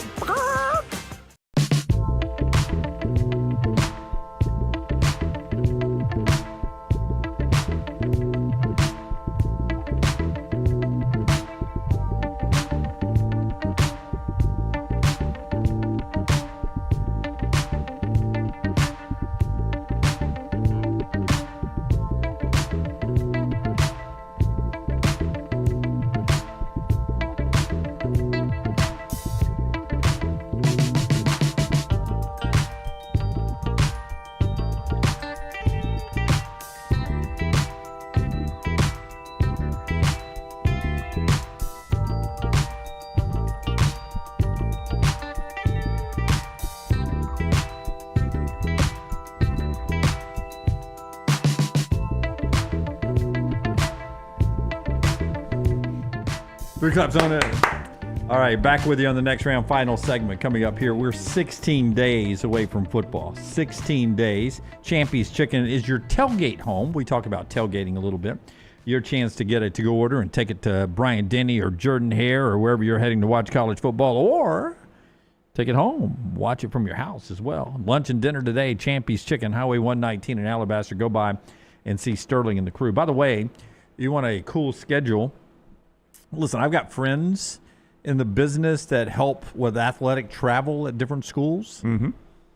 pain in the ass job. You got to travel. You got to travel the volleyball team. You got to travel women's basketball, track. Yeah, book hotels. You know how many track people there are, bands, all that cheerleading, all that stuff. But they get hit up for tickets nonstop. I bet they do. But you got to do all the travel. Easy travel if you're that Miami person. Miami doesn't leave the state of Florida until November 1st at SMU. Are you kidding me? Because they play Florida on the road, right? They play Florida State on the road. Yeah. And I think everything else is at home. But they don't leave the state of Florida until November 1st at SMU. Wow. Now, that's pretty crazy. Yeah. Easy travel if you're that person at Miami. Yeah, so okay, we got to get okay, before they gotta leave, get 120 lunches from Chick-fil-A there for the post game. Okay, got that. Before they leave the state, how many losses do they have? So for those that don't know, they host Notre Dame, Bethune-Cookman, USF, host Florida, bye week at Florida State, bye week, host Louisville. I don't like that, by the way. Host Louisville. All those byes? Host Stanford. Yeah, bye week, Florida State, bye week. Host Stanford. Man, I will tell you, though, Louisville, Florida State, Florida, South Florida, and Notre Dame are all difficult games. You throw South Florida in there. I throw South Florida in there. Seriously, do you think it's cheaper for Stanford to fly from their airport in San Francisco, as you look at the schedule, to play a game in Tokyo than it would be to Stanford to play at Coral Gables? I would say it's a little bit further. Yeah, but it would be closer to Hawaii. I bet they got more flights direct from San Francisco to Miami, San Francisco to Tokyo than they do San Francisco to Miami. Yeah. Oh yeah, no, they guarantee you they do. How about this stretch for Stanford? At SMU, back home to Florida State, at Miami, back home to Pitt, at North Carolina. Oh my God! They fly Dallas, come back home, fly Miami, come back home, fly Chapel Hill. I mean, 3 or 4 years from now, Stanford and Cal may be just saying, "Okay, we'll join the Mountain West. We'll join the new Pac-12. Get the money." I hate flying. I get uneasy, but some of these kids are terrified to fly. Can you imagine being on Stanford? Well, they fly to Virginia, Dallas, Miami, and Chapel Hill. Their short road trips are to Hawaii and BYU. Yeah, how about that? They got to go to Hawaii to kick this whole thing off. That's one of their short road trips. Yeah. They could almost bust that one if it wasn't for that dang ocean. Daggum ocean. Trash in a second. Last chance you. The real last chance you in college football. Could be UNLV. Dan Mullen's getting maybe his last chance to be a significant coach. Alex Orji is there. Could be their quarterback. Oh, wow. Well, Michigan wouldn't let him throw. I don't know if Dan Mullen's going to let him throw. 5-star linebacker Justin Flo is there. 5-star corner Denver Harris is there. 4-star wide receiver Corey Moore is there. And if you're an Alabama fan, you remember these two guys. And at different moments, I thought they were going to end up being something at Alabama. Jake Pope, who always heard great things about in practice, is there. And JoJo Early, the wide receiver. JoJo Earl, I loved him. Is it just JoJo Earl? Yeah, JoJo Earl. I loved him. I threw a Y on the end. You did. His freshman year, I feel like we were still doing Jocks Radio his freshman year. Honest to goodness, I'm not certain we weren't. How long has this kid been playing? JoJo Earl. I remember thinking he was going to be a star for Alabama. So JoJo Earl, Jake Pope, and those 5 and 4 stars, and Alex Orji. Hey, I think they've got an upgraded coach. I like Barry Odom, but I think Dan Mullen's a better coach. And when you look at a team that won 11 games last year and 2 of their losses were an overtime loss to Syracuse, good team last year, and a 5-point loss to Boise State, and then they lost the rematch to Boise State in the conference championship game. UNLV was legitimate last year, and they're probably going to be better this year. Yep. They are the contender for Boise State in that league. Boise State 25th in the coaches poll. We'll see where they are in the AP poll. UNLV could be that team that ends up making the college football playoff as a group of 5. 3 exhibition games tonight in the NFL. We talked about that to start the show. Before we get to trash, the internet can be a bad place. TCU quarterback Josh Hoover has had to have people say that he is not part of a furry community. Furry, F-U-R-R-Y. For those that may not know, Tyler, this seems like something you would know. What is a furry? I'm kidding. Tyler knew, though. He was going to answer. Do you know what a furry is? Yeah, I don't like how you preface that, though. Well, you're young. It's a younger thing, right? It is a younger thing. You dress as an animal. Yeah, these people will spend, upwards of tens of thousands of dollars on the best-looking animal costumes they can find, and they'll create a whole character with it and dress up. I thought there was something sexual with this. There are some people that are furries who only like to have sex with other furries while still in costume. I don't know how that would work, but more power to you. Well, experience. Just picture the Philly Fanatic. Yep. And the Kraken and the amazing Matt. From a bear. Yeah. The gorilla with the Phoenix Sun. Yeah. This was so strange, but if you've never been to Fenway Park, there's a great entertainment district around the stadium. And there's like some sort of MGM. I don't really know exactly what it is, like a concert venue. And do they have a sports book on property? A lot of those venues do now. I did not remember seeing one. I can't. And it's swear. basically just a little whole kiosk and. I know Fenway, one of the big billboards above the Green Monster, because. Of course, I don't know if gambling's legalized in Massachusetts. You're talking about Freedom Hall. It's right across the street from there. Well, it's MGM now. It may have been called Freedom Hall at one point. I'm making up names. Oh, okay. It does sound Boston. Yeah. It's got to have freedom in it, right? You're talking about Patriot Hall right across the street there. I believed you. But I did too. I was like, well, Jim, they changed the name. But so Friday night, we had just gotten back to Boston. We were going to the Saturday game, but we were staying so close to Fenway. I was like, let's just walk down there and enjoy post game.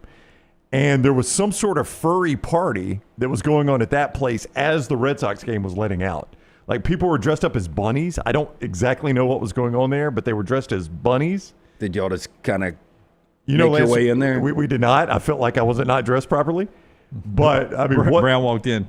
Hi, I'm Bad Bunny. What a weird I'm mixture. a skinless cat. What a weird mixture of Red Sox fans filing out of Fenway and people dressed as bunnies filing into this venue. It was that super odd. more strange than what we got in Atlanta a couple of weeks ago? Well, I mean, again, Beyonce's crew likes to wear very little clothing and show a lot of skin. WWE and WWE. SEC Yeah, it was very strange.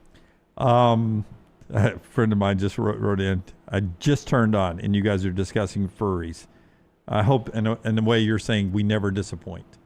That you just turn in and you never know. You never know what's going to be talked about. We had a bear chasing a kraken in the first hour. Is there a furry reference in The Hunting Wives?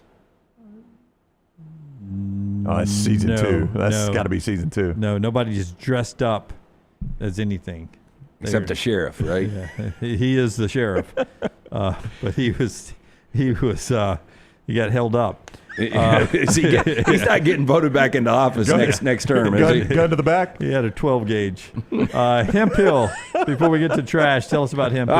205-229-2090. Adam, Chad, Andrew, the guys at Hemp Hill Services awaiting your call. Hard to stop a train, whether you experience any plumbing, heating, or cooling issues in your home or business. Trust the name Birmingham has trusted since 1954 for all of those issues. 205-229-2090 or hemphillservices.com.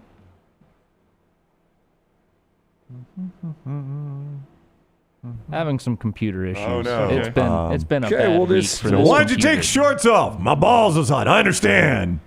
Jim, do you like frozen something? Yeah. Jim, do you like Wendy's? Adobe I do love just Wendy's. Hates everything. Adobe hates it. Wendy's ball. Oh, here we go. There's no doubt you need length and girth up front. Length matters. LT's Trash is presented by Bud Light. I was on vacation that day, too. We missed that. That took a life of its own, didn't it, Dunaway? It did. Yes. I'm having fun with Scott Griffin. The Griffer? Yeah, Griffin. What's Griffer doing? Well, Griffin's like me. I'm technically challenged. Yeah. He replied all. He replied all to some email he was sent about the Sanford pump, pass, and kick competition going on tomorrow. So all the media saw it? Yeah, but he returned with a long, lengthy reason of why he can't. Sorry, Joey, I can't be there. And he went through the long reason of why he can't be there. And I just, in typical Jim fashion, replied all. I said, I'll reply all with a congratulations, Griff. So he didn't know he was replying all? No. I am bad about only hitting reply and not hitting reply all. Yeah. I rarely make the mistake he made where I reply all. Easy to drink. And that's one of those things I'm laughing about, and I did it jokingly, that I'm sure is not coming off that way. No. In that big group text with the media. Oh, what a big D Dunaway is. Easy to drink, easy to enjoy. So Russian influencer Mariana Baruchina Oh, this craze is killing He it. lived out the cautionary tale after trying the viral stiletto challenge. Haven't heard of this one yet. Oh, I tried it. Which sees users attempt to balance in heels while striking a pose to Nicki Minaj's high school. She fractured her back just weeks after giving birth. Now, Mariana here, quote, I decided to start blogging. She wrote in the August 1st Instagram post alongside of the video of her toppling off the kitchen counter. She went on to say, and I'm here. I'm leaving. The doctor diagnosed with a TH9 compression, bending uncomplicated fracture of the body. Now, her spill saw her attempting to balance on a saucepan and canister of baby formula stacked on top of a kitchen counter. Although she managed to maintain her balance for a few minutes, the video quickly took a turn when she fell backwards off the high countertop. Despite the minor back fracture, she admitted the spill was worth the claim to fame. I will tell you, one of the better ones locally that I've seen done is the Meadows Golf Course, a longtime sponsor back in the day with us. It had 3 ladies on top of golf carts, and they were... With stilettos on? I couldn't tell their footwear, but they were in that pose, sitting, and you don't move, right? And the camera moves around you, and you stay frozen. She moved. And they're all 3 posed on top of the golf cart, and they're in golf gear, and they're holding golf clubs, and nobody's moving. And it was like, oh, that's pretty cool that they were able to do that. Now, obviously they were on top of a golf cart, so a little easier to balance on that than on something like that. You know what's crazy is the baby formula doesn't go down. You would think it would kick out, No, right? you're right about that, yeah. It stays on top of the pan that's turned upside down. Maybe a little Gorilla Glue? We don't know it? Could be. Yeah, you're right. I bet she staged it. Yeah, there is no way that would not fall. Of course, I haven't seen the video. Tyler, have you seen the video? I have not, but it was said that she broke her spine, so that's why I didn't pull it. Yeah. That's bad. Well, I mean, she said that she doesn't regret it, so. Yeah, but YouTube would like not that one like with- it. look at that one with regret weights. not having that ad revenue. I mean, that takes some balance. So is that pose in and of itself, is that a difficult pose to strike? Just without weights or anything? You tell me. Could you do that on one foot? No, I don't think I could. Just on the floor? Just on the floor. Now you're doing it with balance? I do it on a Jenga board? There's no way. I'm just telling you. Oh, here's the fall. Oh, boom. Oh, you got her? Camera work. They you follow don't see it. the camera. Yeah. Oh my God! It goes to her no, it doesn't. Into the bed. Oh no, she's like bedridden now. Oh dear. Oh, wow. Yeah. Did she have casts on both legs? Yep, sure did. Well, that's unfortunate. Wow. Good to not show that one, Tyler. Maybe she should have had some padding behind her just in case she fell. Yeah, it's a good thought. So a woman was rescued from a chimney after authorities received multiple reports regarding a woman dancing on a rooftop. Firefighters in L.A. rescued a woman trapped inside of a small chimney at a recreation park in San Fernando. On Tuesday, the L.A. Fire Department reported they responded to the scene around 7:30 p.m. after receiving reports of a woman approximately 30 years old stuck about 3 feet deep in the chimney. Now, according to the L.A. Fire Department news release, a woman was conscious and alert when she was stabilized, prepared for rescue. Firefighters successfully hoisted her to safety using a rope system from within the chimney atop the small municipal outbuilding. The woman was transported to a nearby hospital in fair condition. Investigators noted that they were called to the scene after reports of a woman dancing, waving her arms on the roof before climbing into the chimney and becoming stuck. Authorities have not disclosed whether the woman will face charges related to the incident, and I have no idea whether or not she was on drugs or alcohol, but I'm going to assume one or both. Yeah. Should I not dress up as Santa Claus? And we do a PSA of telling folks, leave this to the professional. Right. I'm the only one that can make it down this thing. Yeah, we've had multiple trash stories of people stuck in a chimney. There are flumes and other things down there That's right. that will keep you from making it to the bottom. It's not like it is on TV. Yeah. Could be a good commercial for Greg from Pell City too. That's a good point. Let only Greg get on your roof. No, Greg if and Santa are allowed up there. If I told you there was enough space that you could get down the chimney, what would the number be for you to try to get down the chimney? I still would be, like, even if I knew I had enough space. Yeah, it's so claustrophobic. It's going to cost a big number. Yeah, I'm going to need wider space, though, because without a rope or anything going down there, it's not like it's a ladder going down there. So you're going to need a little space where you can spread out and get some leverage so you don't just slide down 2 or 3 stories. Yeah, because if only my body fits perfectly, it's going to be like the old bank thing. That's You right. remember That's right. I'm going to need to be able to spread out. Yeah. and hold myself. I wouldn't do it. Yeah. Deputies in Forsyth County ended a high-speed chase on Georgia 400 out of safety for the community. However, that did not stop deputies from tracking down the driver and arresting him. It's a Cookie Monster. What's he like to eat?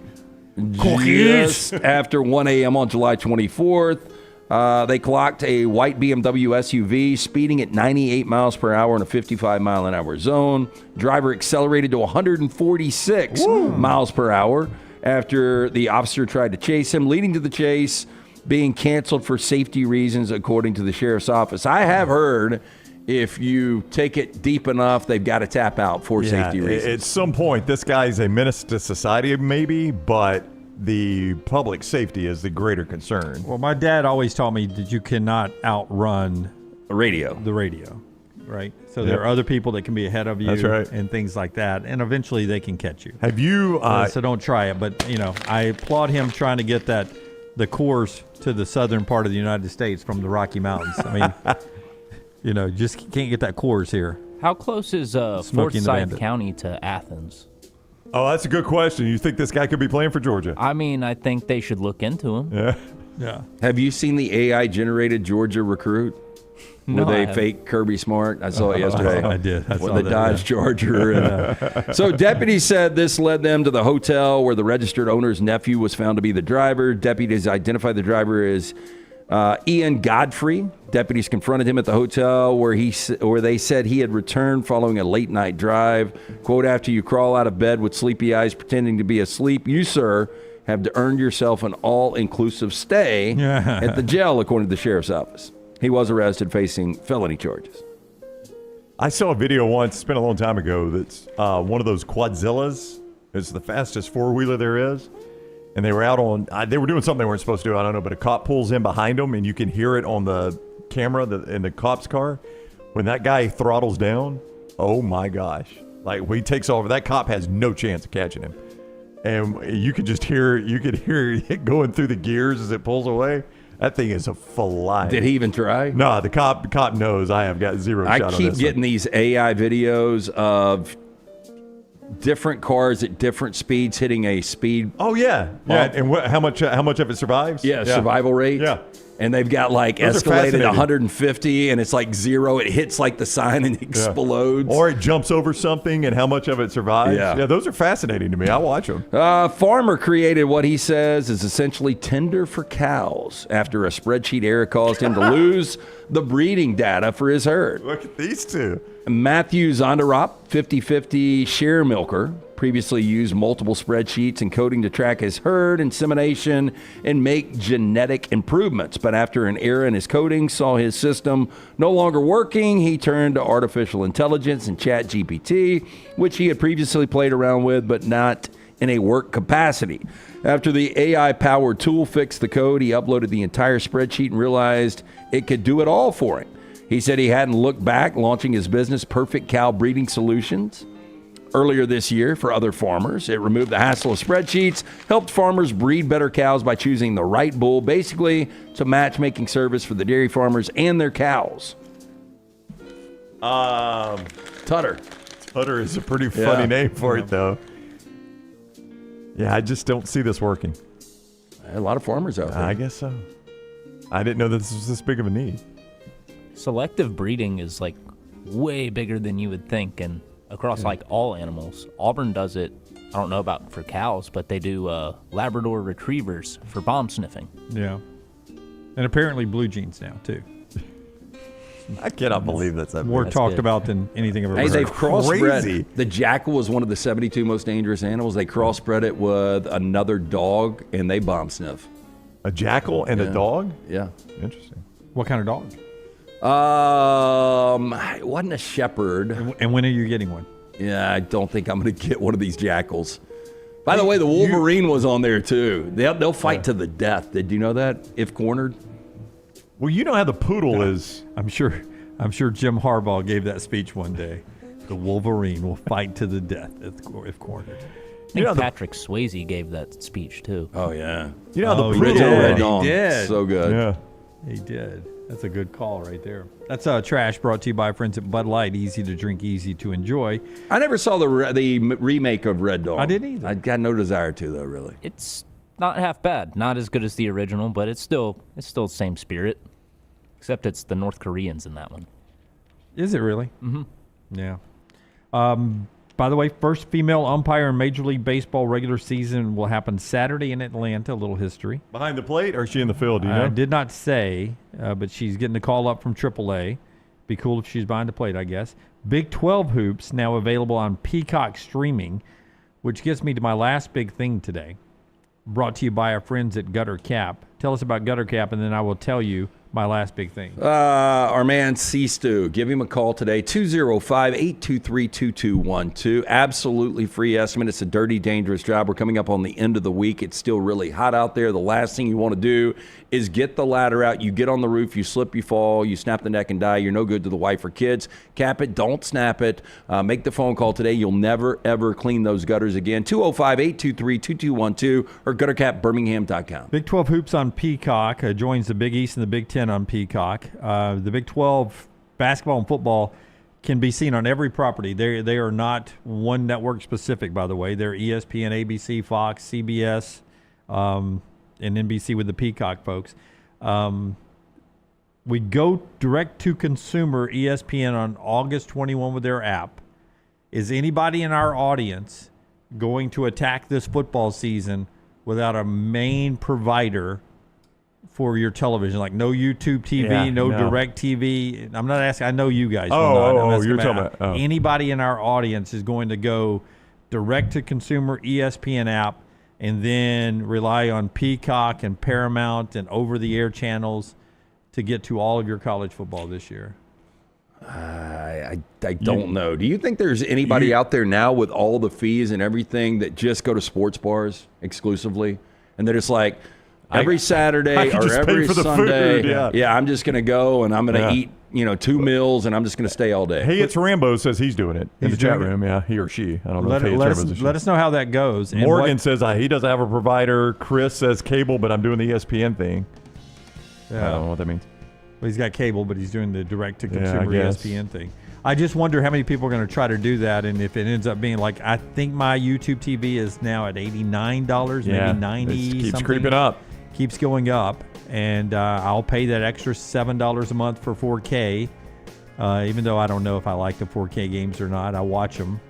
Well, I do think it looks a little bit better. I watch them, but it's so inconsistent on, like, when they go to breaks, sometimes they don't leave the Nat sound up, and that's what I hate about it, is they go to break and it just gets totally quiet. Yeah, I like it when it's just the stadium shot and you hear what's going on in right. the stadium. Let That the makes me feel band like I'm there. Yeah, the band's playing in the background and stuff like that, and sometimes you go, all right, welcome to midfield. Yeah. So I don't know. I would love to be able to do it because I do watch a lot of over-the-air games now, but I don't think I have the guts to do it. Don't have the guts to do it. It's hard to go back and forth between the apps. That's one thing. Like if you've got a game and I want to bounce back and forth, it's really hard to do that. All right, that's our show today. We're back with you tomorrow. Don't forget the Pennant Grace today at 12:15. The Meltdown comes your way at 2 o'clock. All that happening. Until next time, God bless you and God bless America.